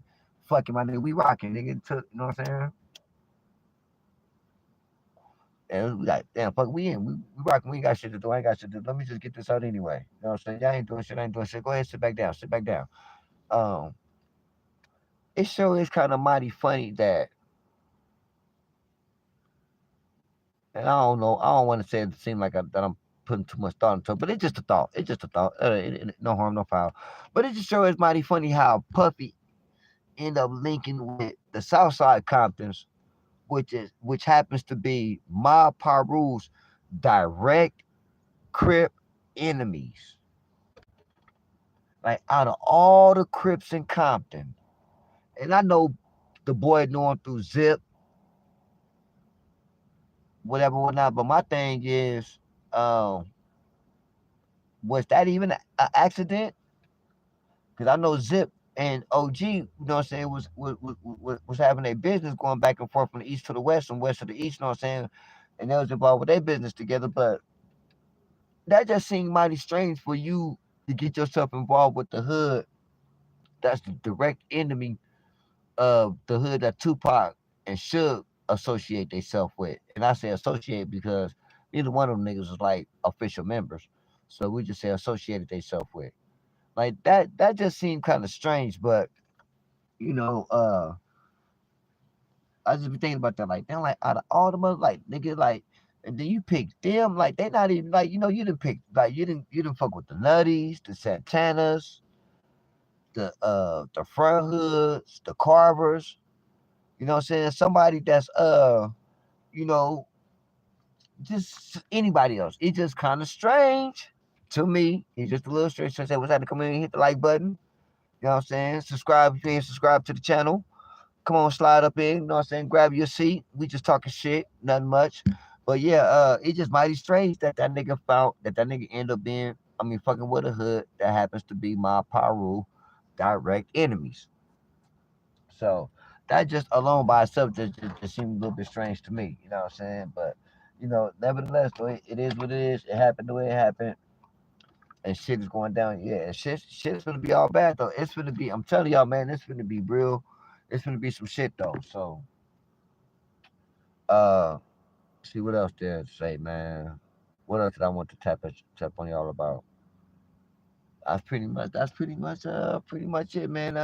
See, I don't know, man. I'll probably end up. See, I know next week I'm gonna see what's up. 'Cause like I said, my birthday on the 22nd. Now that's a Sunday, so I might fuck around and go live for a couple of hours that day on Sunday. I probably try to do it like towards the evening time. When I know most of the games is all, you know what I'm saying, most of the football games and already happened and shit like that. You know what I'm saying? Maybe I'll pay attention to the scores that day. You know what I'm saying? So I can talk shit to some of you football fans because y'all niggas know this Raider Nation, nigga. Y'all talking about you already know, nigga. And look. I'm not no Oakland, no disrespect to the Bay. I love the Bay. You know what I'm saying? But no, I'm not an Oakland Raider fan. See, I'm a Los Angeles Raider fan. But damn, P, Raiders not even in Los Angeles no more. I know. I was a Los Angeles Raider fan. But even though now that they're in Vegas, man, it's all the same. LAS, Vegas. What do that mean? Los Angeles slash Vegas Raiders. You know what I'm saying? So, but yeah, man, I'm thinking about probably go live Sunday. Shoot, you know what I'm saying? I ain't really got much. I ain't really got much planned for my birthday, nothing like that. I don't really be tripping like that. I'm just gonna wait till that day, see what's going on that day. You know what I'm saying? Shit, hope somebody bless the cash app or something like that. And but besides that, though, man, I don't really got nothing planned, so I might end up going live. I usually don't go live on Sundays because I know Sundays people we know be doing their church thing, whatever, whatnot. And no, Sunday is it's actually the beginning of the week. You know, I know we count it Monday, but Sundays, you know what I'm saying? No, Sunday is that day where motherfuckers get ready for the week in front of them. But, you know what I'm saying? Whether if you're hustling or working or, you know what I'm saying? You know, pimping, whatever the case gonna be. You dig what I'm saying? Just whatever you're doing. I know Sunday is that day where it's usually considered a reset day. At least for me, it is, and for most of my peoples, my loved ones. You know what I'm saying? Sunday is really considered like that reset day, or it's that day I'm gonna really just chill and get ready for the shit that's gonna happen with get ready for the week that's coming up. You know what I'm saying? Or it's been a long week and I got the next few days off, so Sunday finna be the first day. So I usually don't try to go up on Sundays. You know, Saturday I just just be out ripping and running around. Any other day of the week, you know what I'm saying? I just really just pick Wednesdays and Thursdays. I don't know why I pick Wednesdays and Thursdays. They were just I guess because they're the middle of the week, but I might fuck around and end up going up Sunday on my birthday, but that's still 2 weeks from now. So next week, um, I'm gonna figure something out. I'm gonna put something together. We'll see what's going on in the world. We'll see what's been. Well, of course, we already know this is gonna be the hot topic, and I'm gonna see what the game brings to me between now and then. Maybe a certain type of message I want to bring to my people. Maybe something I feel I should share with y'all. Something y'all should know. Uh, I still got a couple of stories that I want to bring to y'all. You know, so I know I brought the El Cajon Boulevard because at the time we had the tropical storm coming through and San Diego was like, so I got some things, you know what I'm saying, to bring up, you know what I'm saying? Definitely, like, of course, like I always say, y'all know I got some Sepulveda Boulevard stories, but them gonna come down. We're gonna keep them in the vault. You know what I'm saying? Maybe Long Beach Boulevard, Pomona, even Fresno. I got some shit about Fresno, Bakersfield. You know what I'm saying? Something for the pimping, man. You know what I'm saying? You know what I'm saying? Something for the pimping and shit. Last 2 weeks kind of like spread the mustard around a little bit. You know what I'm saying? Like pimping would say. You know what I'm saying? It's a little buffet. Everybody got a little bit something to eat, but I think I'm gonna come with that Kool-Aid for the game. Next week or something like that. Come with a nice little story, something that the pimping can relate to. You know what I'm saying? And anybody else, something for you just to enjoy, something different. You know what I'm saying? I'll probably do something like that. So I'm gonna see what's up. I'm gonna figure it out. But yeah, man. So until then, like I said, shout out to all the October Libras. Uh, everybody birthday in October. You know what I'm saying? But definitely the Libras. Our time is now. Shout out to all the ladies. I appreciate everybody coming through. Snazzy, Naomi, Monique, Cece. Let me see what else I got. Let me see if I miss anybody. Let me scroll up and see if I miss Muffin. Hey, Muffin. Muffin. I don't know Muffin if you're new, but if you're new, Muffin, go ahead. Subscribe to the channel. Who else we got? Oh, quite a few y'all. Okay. Well, I can't. Okay, won't let me go that far. But anyway, shout out to all the ladies that came through. I appreciate y'all. To Death Row Lynch Minds, y'all. Man, what could a man? The channel wouldn't even be no channel without y'all, man. You already know, So I definitely appreciate y'all coming through. Uh, Everybody who came through for the first time, I hope you enjoyed and checked it out. You know what I'm saying? Hanging out with a nigga talking shit. You know what I'm saying? And we'll get back to it next time. Same game channel. I don't know if the same game time, but definitely the same game channel. You dig what I'm saying? And yeah, on that note, man, I'm gonna go ahead and just get up out of here. I'll tap in with y'all next week. And y'all be cool. Y'all take care of yourself. In the words of Sepulveda P, hope you live as long as you want. Never want as long as you live. In the words of Sepulveda, stay sucker free. It's a must and not a choice. And put God and game over everything. So the next time, I holla at y'all. All right? Go.